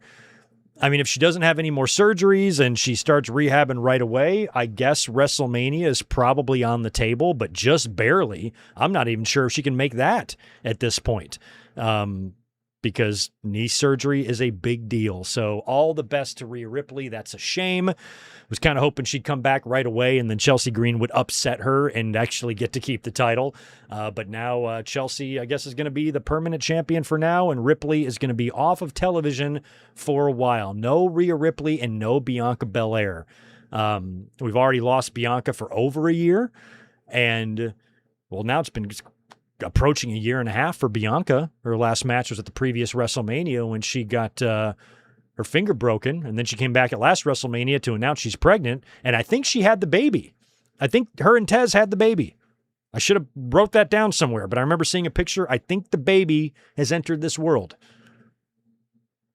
Came out wearing wrestling gear and has a six-pack, moonsaulted out of the uterus, ready to rock and roll, that kid. So congrats to them. But no Ripley and no Bianca is wild. Is wild. All the best to Rhea Ripley. Sad that she's not going to be around for a while. But one thing that's cool about people being off for a long time is it always makes it pretty exciting when they come back. So she's got a long road ahead of her, and it could be a road that's, it could be next SummerSlam until we see her. It just depends. I think we can count her out for the rest of the year. I think we can count her out for the Rumble. And then if we're lucky and everything goes perfectly, maybe WrestleMania, but I'm not even sure about that. Brock Lesnar, as we know, lost his Hell in the Cell match to Obafemi at SummerSlam and endorsed him after the match, said that he's the past and Oba is the future, and seemingly retired, which is what I've been saying Brock is going to do ever since he came back after WrestleMania. He was then on the Pat McAfee show, I guess last Monday, right? Or maybe it was Tuesday, where he officially announced his retirement on the Pat McAfee show, saying, yes, I'm actually retired. I'm just going to enjoy my time off and enjoy my retirement and my house and my hunting and my fishing and all the things I love to do. And these are all things that I've been saying that's going to happen. And one thing that I mentioned, and I have been mentioning as it relates to Brock Lesnar and his retirement, I just kept saying over and over what he did at WrestleMania. There was a point to that. That was to kind of plant the retirement seeds in the fans' head, not to make you cynical that he's just going to undo anything that he does, but that happened. A lot of fans just didn't believe it based on that. I'm like, no, I think there was more to that. I think it was Brock in the moment, feeling like he can no longer hang with today's generation, decides to retire, goes home, thinks about it some more. No, I know I can beat this guy, changes his mind, comes back and attacks him, has another match, wins. Then we get the big blow off and they book it inside inside the Hell in the Cell, a match that Brock is undefeated in. He's beaten The Undertaker twice in that match. It's the only match left that you can do that would be significant in terms of beating Brock Lesnar, because everybody has beat Brock Lesnar. All the top stars have beaten him. It's not really that big of a deal to beat him anymore, but it is a big of a deal to beat him in a Hell in the Cell match, in a match that might be his last match. And you could kind of tell in his demeanor and throughout the match that it was probably going to be it for him. And then at the end, when he peels up the mat and he hits the tombstone, hits the finisher of the guy who had created this match, and Oba kicks out, hits him with the fall from grace, and beats Brock. To me, that was all signaling retirement. And every time I brought this up, I swear to God, there's a data center somewhere with one guy tapping around, programming the brains of all the wrestling fans. I put on Twitter or something my belief that Brock Lesnar is retiring. And one thing we have to understand, that at the end of the day, whether I believe it's a permanent retirement or not, it's a wrestling retirement. Piper, Foley, Funk, Shawn, everybody comes back. Cena's the only guy I'm going to believe that's not coming back. So I do understand that it's a wrestling retirement, and wrestling retirements don't mean jack shit. But what I find so incredibly ridiculous is how no fan can think beyond Saudi money. He's probably going to come. I don't know. He's going to pass up Saudi money. Saudi money, Saudi money, Saudi money. I don't think Saudi money is as much of a factor as you guys think it is. It might be for somebody like The Rock if the royal family wants to directly pony up for a match for him, but Brock has worked Saudi. He's worked lots of Saudi shows. What would be in a payday for him that would be worth undoing his retirement for? All the money Brock has made, one little Saudi payday, which these days I don't even think is the same as before. I'm pretty sure we read a lot of the Saudi shows are just worked into the contracts now. So Brock might have a special deal. He might get a Saudi bonus or something like that. But financially speaking, what is one more Saudi payday going to make a damn in the financial life or situation of Brock Lesnar? I'm like, are we that? I just feel like, in my opinion, it's a really simple-minded way to think. That every single response I got, there was hundreds, and it was the same thing. Saudi money, Saudi money. He's not going to be able to pass up that Saudi money. I think Saudi money is just something that fans like to say. I don't even think it's really that big of a factor. I think the only time it's going to become a factor is if they really desperately want The Rock to wrestle, and it might not even be on WWE to pay him. It might just be the royal family. We're going to pay you $10 million to have your final match. I don't think Brock is going to be propositioned in that way. Any match that Brock would have next year at WrestleMania, he'd get a handsome payday from it, but not enough to just undo your whole retirement. If Brock and WWE had every intention of him wrestling next year at Saudi Arabia at WrestleMania, he wouldn't have retired at SummerSlam. They would just wait and do it next year. So this idea that Brock has made fans so cynical, that I understand that it's a wrestling retirement. I understand that we've been disappointed before. I understand that every time we think Brock is gone, he's come back. I get all of that. But I can also see what's staring me right in the fucking face. And once Brock did that shit at WrestleMania with his gear, I said that's going to set in motion his real actual retirement. We thought it might have been at WrestleMania, turned out to be SummerSlam, felt pretty obvious that was what's going to happen. And then after it happened, the fans are still refusing to believe that this is a retirement and he's going to come back for Saudi money. That's the only reason he's coming back, is for Saudi money. For one more Saudi payment? Why? I don't think it's what the fans think it's going to be. However, this is according to Fightful Select. And I quote, here's what they said about Brock Lesnar's involvement next year at WrestleMania. Despite Lesnar stating that he is finished in the ring, we're told that there are high-ranking officials within WWE who still believe he'll be involved with WrestleMania 43 in some capacity. That does not mean wrestling. One source noted that if another match isn't in the cards, the idea of Lesnar headlining the WWE Hall of Fame would certainly be on the table. That same source went a step further, telling us they quote, can't envision Lesnar walking away before one final payday in Saudi Arabia. Why does everybody think this? This is so annoying to me. What do you mean I can't see him walking away before one final payday? Well, then make next year your final payday and retire after that. Everything you did this year at WrestleMania and SummerSlam, just do next year if you want the Saudi payday. If the Saudi payday is really that big of a factor, then all this bullshit would just be postponed until next year. So I refuse to believe that Brock is going to go through the motions of retiring, put over the next star, losing a match that he's never lost in his home city, in his home state, giving the crowd a send-off, endorsing the next big thing that's going to take his spot, and riding off into the sunset, announcing on the biggest podcast in the country that he's retired, just to come back for one more goddamn Saudi Arabia paycheck. That is so incredibly bafflingly stupid to me that I don't see how anybody would think that. If you're going to wrestle in Saudi Arabia next year, do it, and then retire after that. This belief that he went through all of this shit, but then he's like, oh, fuck, I forgot WrestleMania's in Saudi next year. Better come back for one more payday. No, I don't see him wrestling next year in Saudi Arabia. Could he? Yeah, because it's pro wrestling, and pro wrestling retirements mean nothing. Don't think that I don't understand that, because I'm older than all of you. And I remember when Piper did this, when Foley did this, when Funk did this. Hell, a few years ago, Shawn shaved his head and he got that Saudi payday. Remember? So I understand that it's foolish to believe that any pro wrestling retirement is permanent. I used to believe Shawn's was, and I used to say that about Shawn. I'm so proud of him because nobody retires for real. And he retired for real, and he kept his word. And then he didn't. After all those years, I was like, I can't fucking believe he came back after I've been telling the world that you can trust Shawn Michaels. So now I've transferred that trust to John Cena. I believe John Cena when he says he's not going to wrestle him anymore. Even though we're in pro wrestling, in a pro wrestling landscape where retirements mean nothing, we've seen people unretire for decade after decade after decade. Even with all of that, I believe John.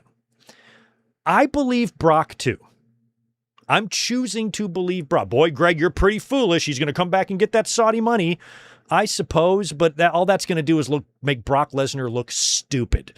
I don't think Brock Lesnar wants to be in the business of looking stupid. If Brock Lesnar, in his mind, is telling himself, I'm definitely wrestling next year at WrestleMania, then he doesn't retire at SummerSlam and doesn't tell Pat McAfee that he's retired. He just does that next year. He just does that next year. What sounds more likely is a Hall of Fame induction for Brock Lesnar. Now, I've been of the belief that there's no way they can do the Hall of Fame in Saudi Arabia, but maybe they are.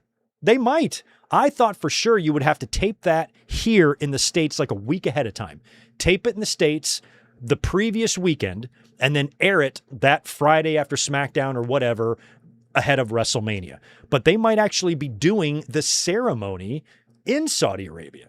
And if they do, Brock Lesnar headlining that would make a lot of sense. He should be a first ballot Hall of Famer. He should be going into the Hall of Fame immediately after he retires. So I could see Brock going into the Hall of Fame and then maybe making an appearance at WrestleMania, coming down to the ring and doing something, maybe hitting somebody with one last F5. Obviously, he'll be out there with the Hall of Fame class, maybe doing the waves or something if everybody's actually going over there, and he'll do that. But I think that, remember when Triple H came out and put his boots in the ring, and, we've seen some guys come out after their final match. I think Brock could maybe come out, maybe even come out and do something with Oba.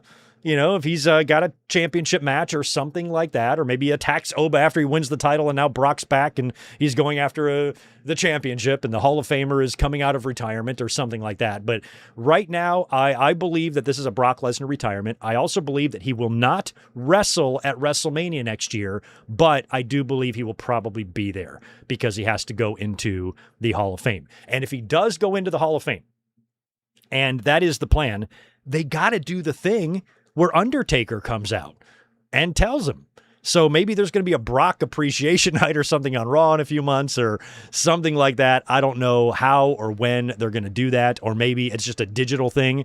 Maybe Brock is a guest on McAfee and then Taker joins in and makes the announcement there. So it might be hard to do something like actually in the ring. But when it comes to Brock and his retirement, I think if your brain cannot think past Saudi money, then you're just not thinking. It just can't be that big of a factor, and Brock's not broke. He's got more money than he will ever need and that his family will ever need. I don't see how an extra $1 million makes a bit of difference. I just don't. Not for someone like Brock. So, and it's one thing if just like J-Brones and invisible people on social media saying Saudi money, the people I respect can't let go of the Saudi money thing. Ryan Satin replied to me like, oh, this is going to get ratioed when he comes back next year for that Saudi payday. I'm like, why does everybody think this? Come on. Am I the only one that just thinks that's fucking ridiculous? So we'll see if I'm like proven right or not. To me, it's not even a matter of being right or wrong. It's just a matter of like, come on. Like, does that make any sense to you? That Brock wouldn't think this far ahead himself. No, I'm just going to retire now and then just still come back next year. Why would you retire twice within a 3-month or 4-month span just to unretire? Is he purposely fucking with us? Just to mess with us because he hates us? Maybe. But think about Brock. Don't you think that in his head he would be going, man, I'm going to be getting a lot of shit if I retire at 2 shows, retire at WrestleMania, then I changed my mind, and then I come back and retire again, make the fans think I've retired a second time, and now I'm going to come back and wrestle at Saudi Arabia and grab a big payday and run off into the sunset laughing at these idiots who thought I was retired. Does it really sound like that's something that Brock would do? And that would be a headache that he would even want. If Brock has any plans of retiring and closing out his career in a way that gives him the proper closure, I think what he did at SummerSlam was it. He'd have to come back then and undo all of that. And like I said, if he had every intention of wrestling next year, then the retirement would have just happened next year. That's all. So just, to me, this is common sense, but it doesn't seem to be common sense to the rest of the wrestling universe for some fucking reason. Anyway, moving on. I watched, I guess we should talk about these Netflix edits as well. So Netflix, I don't even know if it's WWE doing this or if it's Netflix, but they've been editing a ton of shit out of the Raw replays. A couple of weeks ago when Brock came out with his talk shit, get hit shirt, which I think even shit was even edited on there. That was all edited out. And then last week when Becky Lynch came back, they edited out her line about Liv not even being the best champion to sleep with Dominic or whatever. For some reason, they edited that out. Then in that street fight between Royce Keys and Jacob Fatu, when Royce is bleeding from the mouth, they edit out the blood on Netflix. Now, if you go over to WWE's YouTube channel, the Becky Lynch line is still in there, so it's not edited from that. And we know that WWE does have a history of removing things from their digital replays, whether it be YouTube videos or whatnot. They have had a history of like editing things out that maybe didn't go well or a botch or something they didn't want the fans to see again. But just random ass things like blood or something on a shirt, I don't understand why it's being edited from Netflix, especially when they first signed the deal there and Triple H was like, oh, we're not going to have any censorship issues or anything like that. And they have a ton. So obviously there's still some standards and practices. There's still some family level entertainment guidelines that they want to abide by, I suppose. But it's just weird that they would like edit these things out, but they were airing it live. So I don't even know if it's looks like it's Netflix doing it, not WWE. But regardless of who's doing it, what's the real rationale behind that? What's the real reasoning for it? Like, what's going to happen if a 10-year-old kid sees that blood on Royce Keys? Probably the same thing that happened to me. I remember watching a Hogan match one time. I think it was Hogan and Orndorff. I was about 10, and Hogan started bleeding. And then right after that, I joined a gang. And started dabbling in meth, a little bit of drug dealing. I got myself a gun. and really head down the wrong path in life. Dropped out of school, spent a little bit of time in the clink, all sorts of bad stuff, stole some cars, and it was all because I saw Hogan bleed. Once I saw Hogan bleed, I was like, I got to join the Crips. And start slinging the rock or something. Like, what the fuck? Like, what's going to happen here if a kid sees the blood?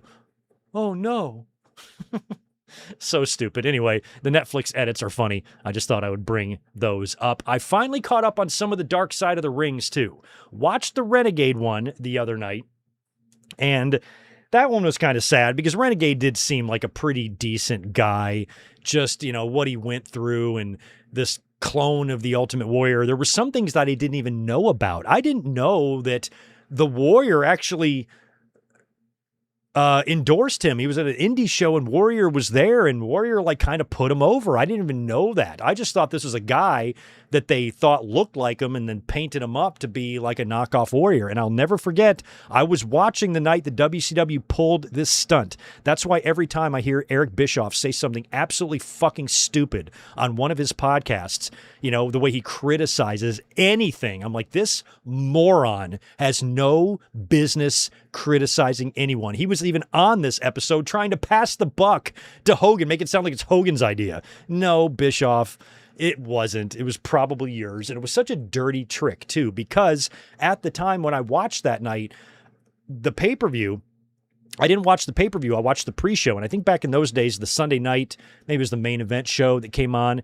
that would kind of be like their Sunday night heat. It would come on before the pay-per-view. And I remember it was either that Sunday show or maybe it was the Saturday night, WCW Saturday night, the night before, because this is pre-Nitro. And there's going to be that tag with, Hogan and Savage, I guess, and their ultimate surprise, right? They've got an ultimate surprise, and they show the smoke and the silhouette of a long-haired guy and muscles and tassels. And I remember watching that night going, they fucking got the Ultimate Warrior. I knew it. They've gotten everybody else. And it was pretty smart on their part because no fan had any reason to doubt it. Hogan is calling him the ultimate surprise. Guy looks just like him behind the smoke. You can't see his face or anything, but he looks just like the Warrior. And as a fan, I remember going, yep, Hogan's there, Savage is there, Boss Man and Earthquake and, Duggan and everybody's, making the jump. And then when the pay-per-view started, I watched on the Scramble channel. So now that the pay-per-view started, I'm just watching, I'm listening to it. And when they get to the point where Renegade is going to come out, you can hear the music and you can just tell. I couldn't even see, but you could tell by the reaction from the crowd and from hearing the announcers that this was not the Ultimate Warrior.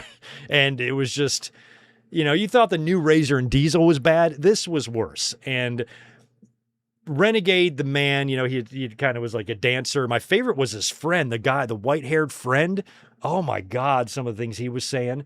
But Renegade, was with someone for a long time, and she said he was a very loving guy, but, wound up catching him cheating on her, and then that was kind of it. And then, the ex-wife was really, her story was really sad because I guess they started to briefly reconnect right at the end there when things started getting really bad, really dark for him, and then wound up, taking his own life.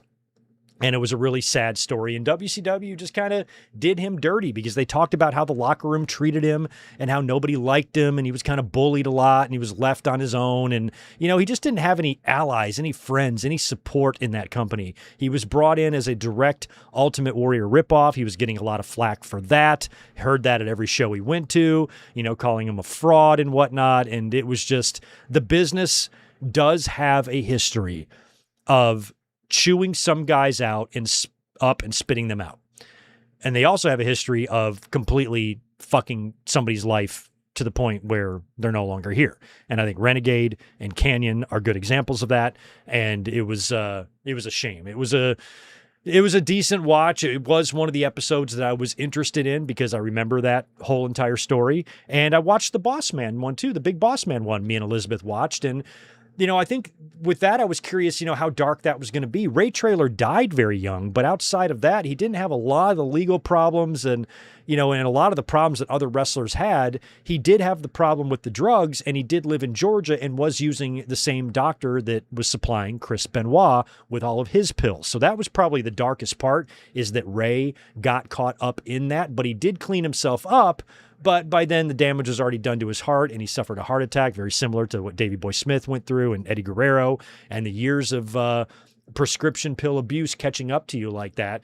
And his story was pretty typical. That's why it was a sad story. And I love, and I just love that Ray Traylor was with his wife, the whole time and all his life. They had a brief little separation, but they stayed together. He was a very loving father, and, his daughter was interviewed and stuff. And when it comes to the fucked up lives of wrestlers, Ray Traylor had a pretty typical type of existence, I think, in terms of how he passed away. It was very sad, but I think there have been far darker stories in wrestling. Ray, Big Boss Man's, story was just really, really unfortunate because of those pills and the heart attack that he suffered, but in the grand scheme of things, maybe that was a little bit of a weaker episode. And so was the Samoa Joe and Necro Butcher episode. I finally watched that the other night. I've been kind of skipping around Dark Side of the Ring because I didn't really have any interest in this. When this match happened, in 2005,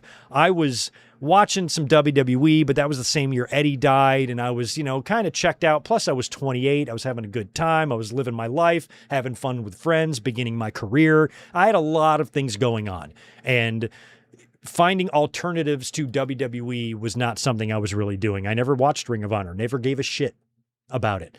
Never watched any backyard wrestling matches, violent matches, none of that shit I cared about. I've grown to appreciate Ring of Honor now because I just wasn't paying attention back when it was in its heyday. And now it's very, very rewatchable stuff, especially some of those matches. And some of the things Joe did and Danielson and everybody there, and Low-Key and fucking Sammy and Owens and all that shit. But it's just something I never really cared about. It was never really that much of a part of my life around that time. I had much different priorities in my life back in 2005 when I was 28 years old. So I wasn't paying attention to things like this that was going on. So to see this episode on this match, I've heard about it over the years a couple times, but never really saw a lot of the details about how violent it was. And Necro Butcher really does seem like a good guy. Seems like he kind of got into this line of work similarly to how Mick Foley did, a little bit of bullying at school. And, just was able to use a lot of that to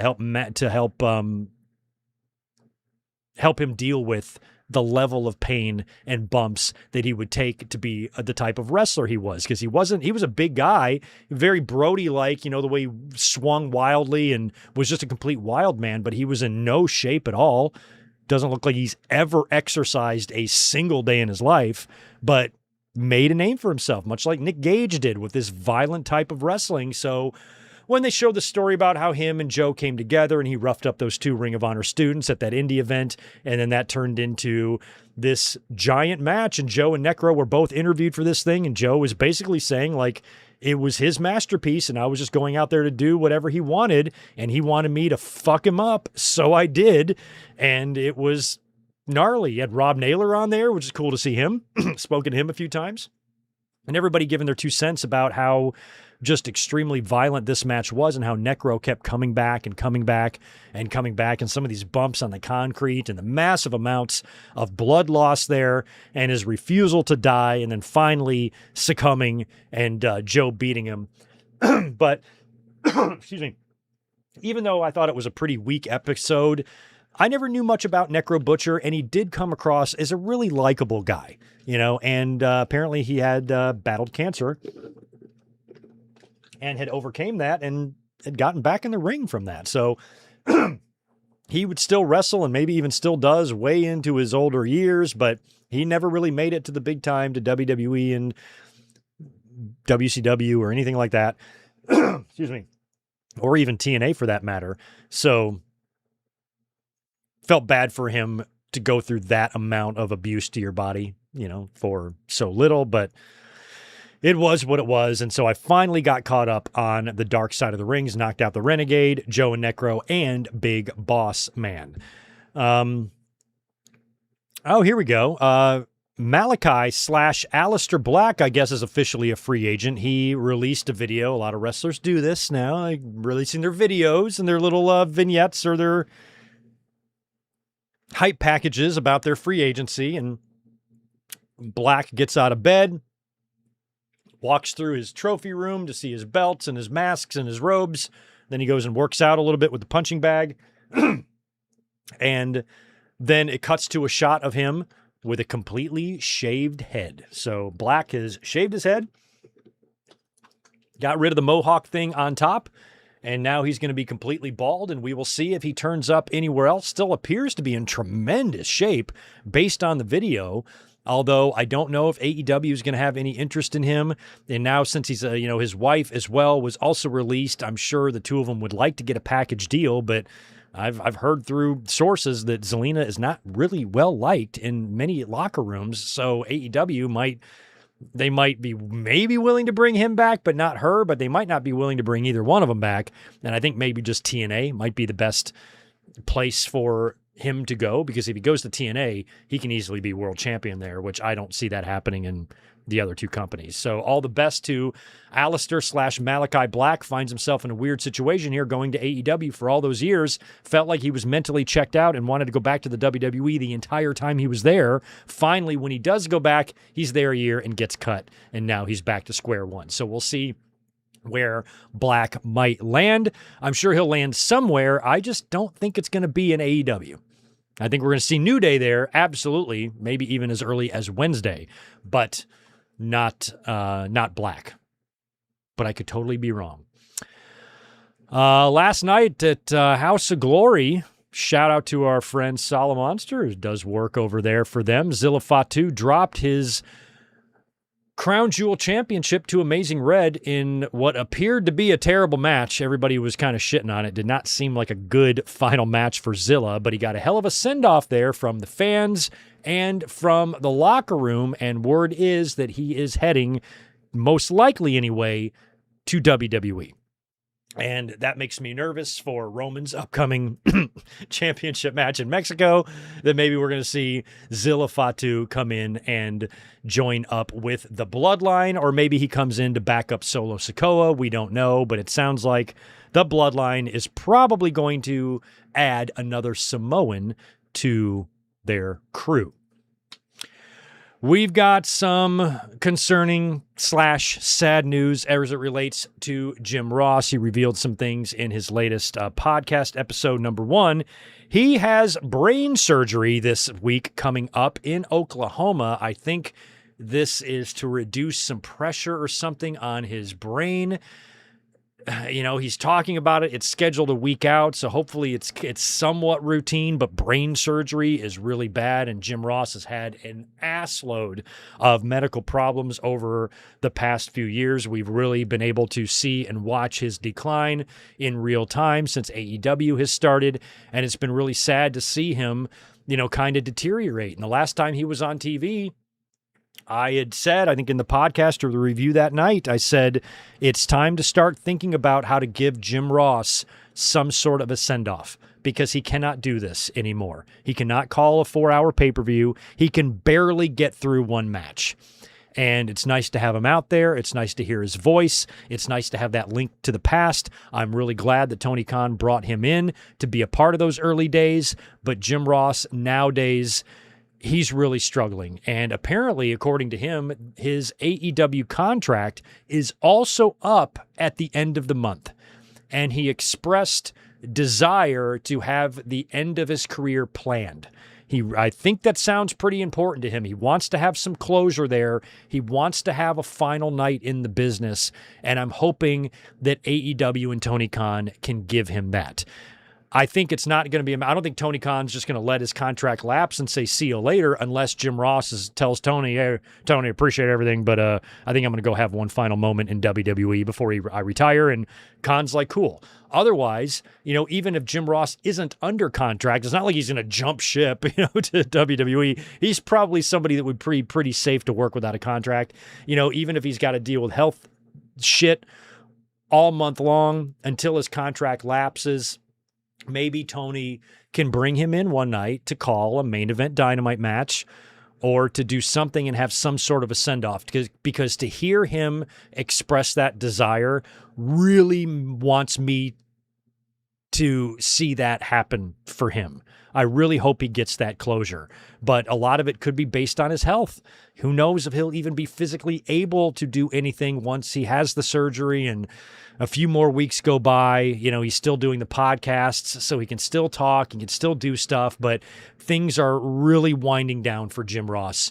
And as a fan of his and somebody that's been listening to his voice, I don't know, since 1989, Jesus Christ, man, I'm going on 40 years of listening to this guy, and how he's the modern day Gordon Soley, he's the new Soley.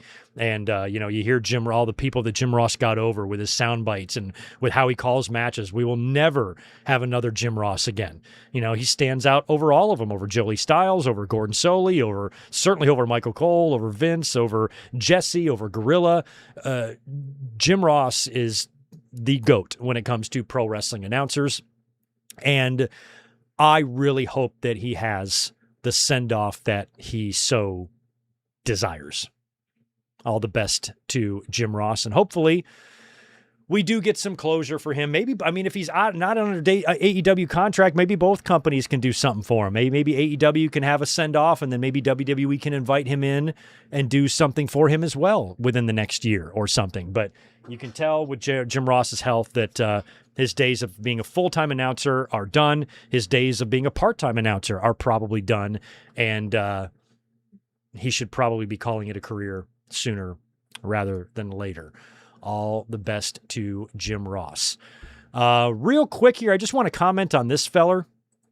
Patrick Dooley was let go this week. This is according to a report from the Wrestling Observer. Dooley is no longer a part of WWE because he was let go, and the report stated that the decision came from higher levels of TKO, like Emmanuel Shapiro level. And the move apparently caught a lot of people backstage off guard, and they were surprised by his departure. Now, the one thing about this guy is that he's a really, really close ally to Triple H. He's basically one of his lieutenants, and he joined the company in 2018 to be really heavily involved in their national expansion, or their international expansion, and he played a key role in their acquisition of AAA. So apparently this is a really well-liked guy who had a major role and was an ally to Triple H who got let go. Don't really know the details there, but that is the nature of the TKO era of WWE. I forgot where it was. It was on one of those WWE Unreal episodes. I swear to God, I saw it was either George or Adam. They are still there. George and Adam, remember them from like 30 years ago? They were doing commercials. They were in like the production department there, and I think WWE just was making use of them. They did the Slammy Awards, and they would do, little videos for In Your Houses and SummerSlams and things like that in the mid-90s. George and Adam, I think they are both still there. I don't know which one is George and which one's Adam. One's red hair and the other guy's got brunette.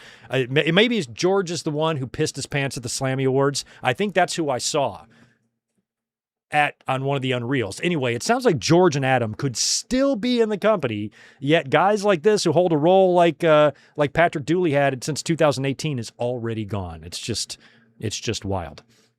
And outside of catching up on our super chats and what you guys might be talking about here in the chat, which I'll answer in a minute, we do want to close the podcast today by tributing the late Dory Funk Jr., who passed away this week at age 85. He is the remaining member of the Funk family. Dory Funk Sr., Dory Funk Jr., and Terry Funk now all passed away.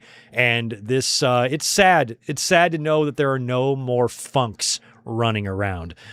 Dory Funk Jr., he was already past his prime by the time I was born in 1977. But he is pretty much like the quintessential NWA type of champion. I think that if modern wrestling fans today were to watch a Dory Funk Jr. match or listen to a Dory Funk Jr. promo, you are going to be incredibly bored. That's just being honest. Dory was a far contrast from Terry. He was more like his dad than he was Terry. Terry had the charisma. Terry had the wildness to him. Terry had an element to him that was entertaining. He could cut promos like nobody's business. My God, Dory Funk was literally the exact opposite type of wrestler. He worked primarily in the NWA and All Japan all throughout the 1960s into the 1980s. He beat Gene Kiniski for the NWA Championship in 1969 and held the title for over 1,500 days, dropping it to Harley Race in 1973. That would be the only time that Dory would win the NWA Championship, but he held it for 4 years, held it as long as Hogan did, in the 80s there, which I thought was very, very impressive. But like I said, going back, his stuff does not really hold up today. A lot of those wrestlers don't. Dory and Vern Gagne, it's tough to really get into their shit, where you can still get into Bockwinkel. You can still get into Billy Robinson. There's some other old-time wrestlers from the 60s and 70s where their work, I think, holds up a little bit better. And Dory Funk was very, very skilled in the basics, in the fundamentals. He could teach you all the basics all day long, but you weren't going to see anything too flashy from him because of his style. He was very basic. He was very slow, but what made him different is that he was presented as legitimate, like as a legitimate, maybe like a Gene LaBelle level wrestler. And because of that, and because of the era that he wrestled in, watching his stuff back now, it is really hard to hold up. And that's just me being honest, because I've watched Dory Funk matches. I've seen a lot of his, promos and some of the things he did in the 60s and 70s. And, it's, for a modern fan, it's not going to be that interesting to you. But he's incredibly knowledgeable. He had such a track record in wrestling, working so many promotions, wrestling into his late 70s. I think he had a match when he was like 79 years old. He was still doing independent work. He was still turning up places, and he's held a million different championships. NWA World Championship is the biggest one he held for 4 years. But other than that, just the tag belts and the other underneath singles championships that he won in the NWA, in Japan, in Puerto Rico even. And he turned up in WWE in 86. He was Haas Funk. Him and Terry had a match at WrestleMania 2. And he was there for a very short amount of time, but he did turn up in the WWE. He turned up in the 90s a couple times in WCW. I know he worked Slamboree. I'm pretty sure we did a watch along of that a few years ago. Slamboree 93 or 95. Well, maybe we didn't. Maybe we didn't watch 93. Maybe we watched 94. I forgot. But I think it was Slamboree 93 back when they were doing those Legends reunion shows. He had a match on pay-per-view on Slamboree against Nick Bockwinkel. He also worked the Royal Rumble.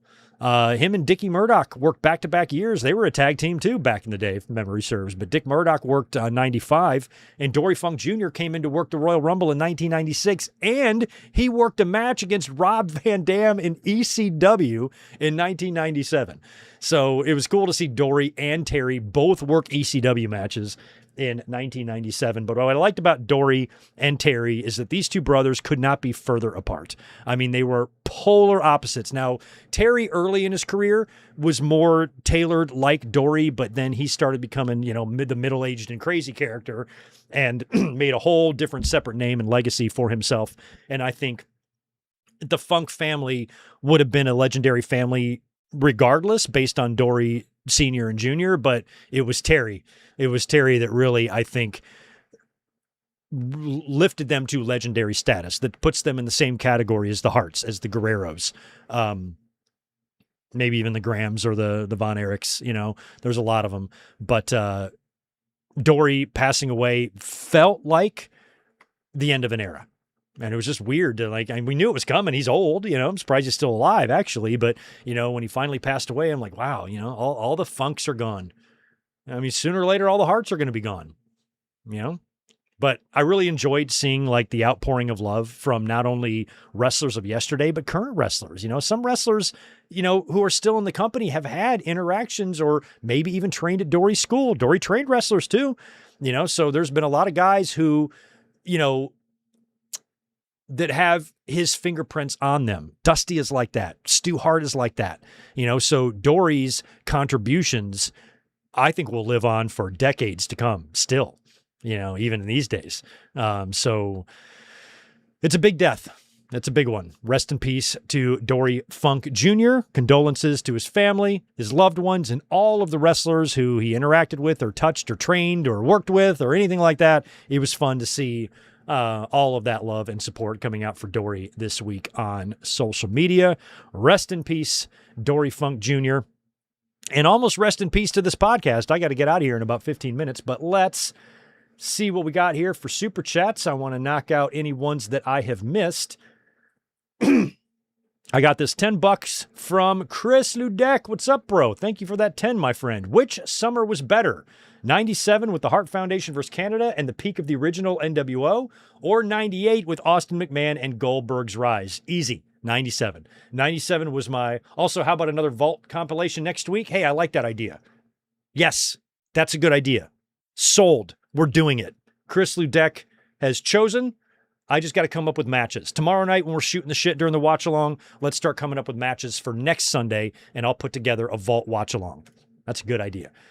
But I love 97. I lived both summers fully. 98 Highway to Hell was great. Austin, Taker losing the title to Kane, winning it back the next night. The Hell in the Cell with Taker and Mankind. Goldberg winning the title. That was all great, but I loved the summer of 97. That whole Hart Foundation USA feud, I was so wrapped up in that. I'm giving the nod to 97, but they were both great. They were both great, and I remember them both extremely fondly. WWE fan, appreciate the $5. Greg, it seems like there's a lot of talent in the air. Joe Gacy, Sheamus, Aleister Black, and more. Where do you see some of this talent landing? It was good to see Joe Gacy on Chris Van Vliet. I've not watched any of that yet. Hopefully, he can get signed there. Gacy, I could see doing TNA. Sheamus, or Gacy and Aleister, probably TNA. Sheamus and New Day, AEW. That's what I feel like we're going to see there. We Are Pro Wrestling. Good to see you, James. Happy you're here. What are you coming out? I saw a tweet from you. What are you doing? NWA Championship title history? That'll be a good video. Check out We Are Pro Wrestling's wrestling channel there. Good shit. WWE fan, appreciate the $2. Cody versus Orton should have gotten Hell in the Cell. It still could. Doesn't mean it's not going to. Maybe that's the blow-off. Maybe they do the Cell. Joel Drums, maybe Charlotte goes dark. Oh, I would love for her to go dark like Tater and Alexa. That would be great.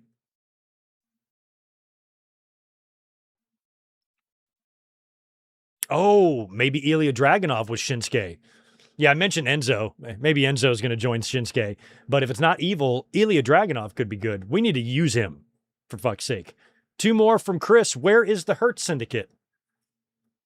I don't know. Let me shoot Bobby Lashley a text. Yo, bro. Where you at? All right, let's see what he says. I'll get back to you on that. I don't know where they are. Oh, shit. Thank you, We Are Pro Wrestling. All Out is a month after All In. So it would be weird for Max to cash in at All Out. He's probably going to want to cash in right away. I don't know why I thought it was the following week. Ryan's got $10 for us. Thank you, dude. Next week, we get the tag titles and both U.S. titles defended on SmackDown in Boston. Mello versus Corbin. Okay, that match has been made official. JC versus Tiffany. And Shinsuke's bringing in Tanahashi, you think? Oh, Takahashi. Okay, Takahashi. I was about to say no. Yeah, he did leave, didn't he? Yeah, he could bring in Takahashi, but it might, I don't know, it might be evil. I don't know. Yeah, and thank you for reminding me that All Out is a month after All In. We're at In and Out, bro. Leave me alone. Okay, Bobby does not want to be bothered. He's enjoying a double-double. I'll get back to you on that and see what he says tomorrow. Garrett Osborne, appreciate the $2. What are your thoughts on Temu Hogan? I did see a video of Temu Hogan. I thought Temu Hogan was awful and not a good wrestler at all. No, not good. When I was back in the day, like 30 years ago, there was Macho Warrior Rick Hogan on the independents. Temu Hogan, and there was also the HIV kid who was running around cutting himself and splashing blood on everybody. The 90s were wild. Temu Hogan, though, I did see the clip. It might have been you that sent it to me. I thought that guy sucked and didn't look anything like Hogan at all, which I guess is why he's called Temu Hogan. And two more from Garrett. Could LA Knight enter the tournament as La Parka? Yes, he could. But I don't know if he'd be able to enter the tournament. I think he'd have to be in the finals. Because I think we know it wasn't La Parka in the earlier matches, but that would be kind of funny. But I don't know. No, it's got to be a lucha. You're not going to do a luchador tournament and then have just a white boy win it. That's why I don't want El Grande in it. So I love the idea in theory because it would make me laugh. But no, it's got to be Penta. It's got to be Penta.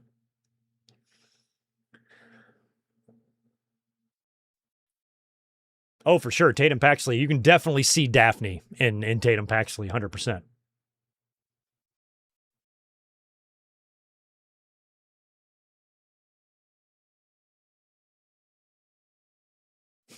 All right, guys. Well, I have got to get out of here. I got to go bust out a night at work, and then I'm off for a couple days. So don't forget to join us tomorrow night. We're going to be watching SummerSlam 1996. It's bad, but just, bring drugs and alcohol, and you'll be fine. You'll be fine. You'll be fine. You'll be fine. We're going to have a good time anyway. We always do. You guys have a great rest of your Saturday night. I will push this podcast out to the podcast feed later on tonight, but it's going to be a few hours. So if you like to listen on the podcast sites, you just got to give me some time. That'll be up later tonight, early tomorrow morning. But thanks for joining us this afternoon. Appreciate it. Hit the thumbs up button on the way out the door if you don't mind. And I will be catching you guys tomorrow for SummerSlam 96. Looking forward to it. Peace.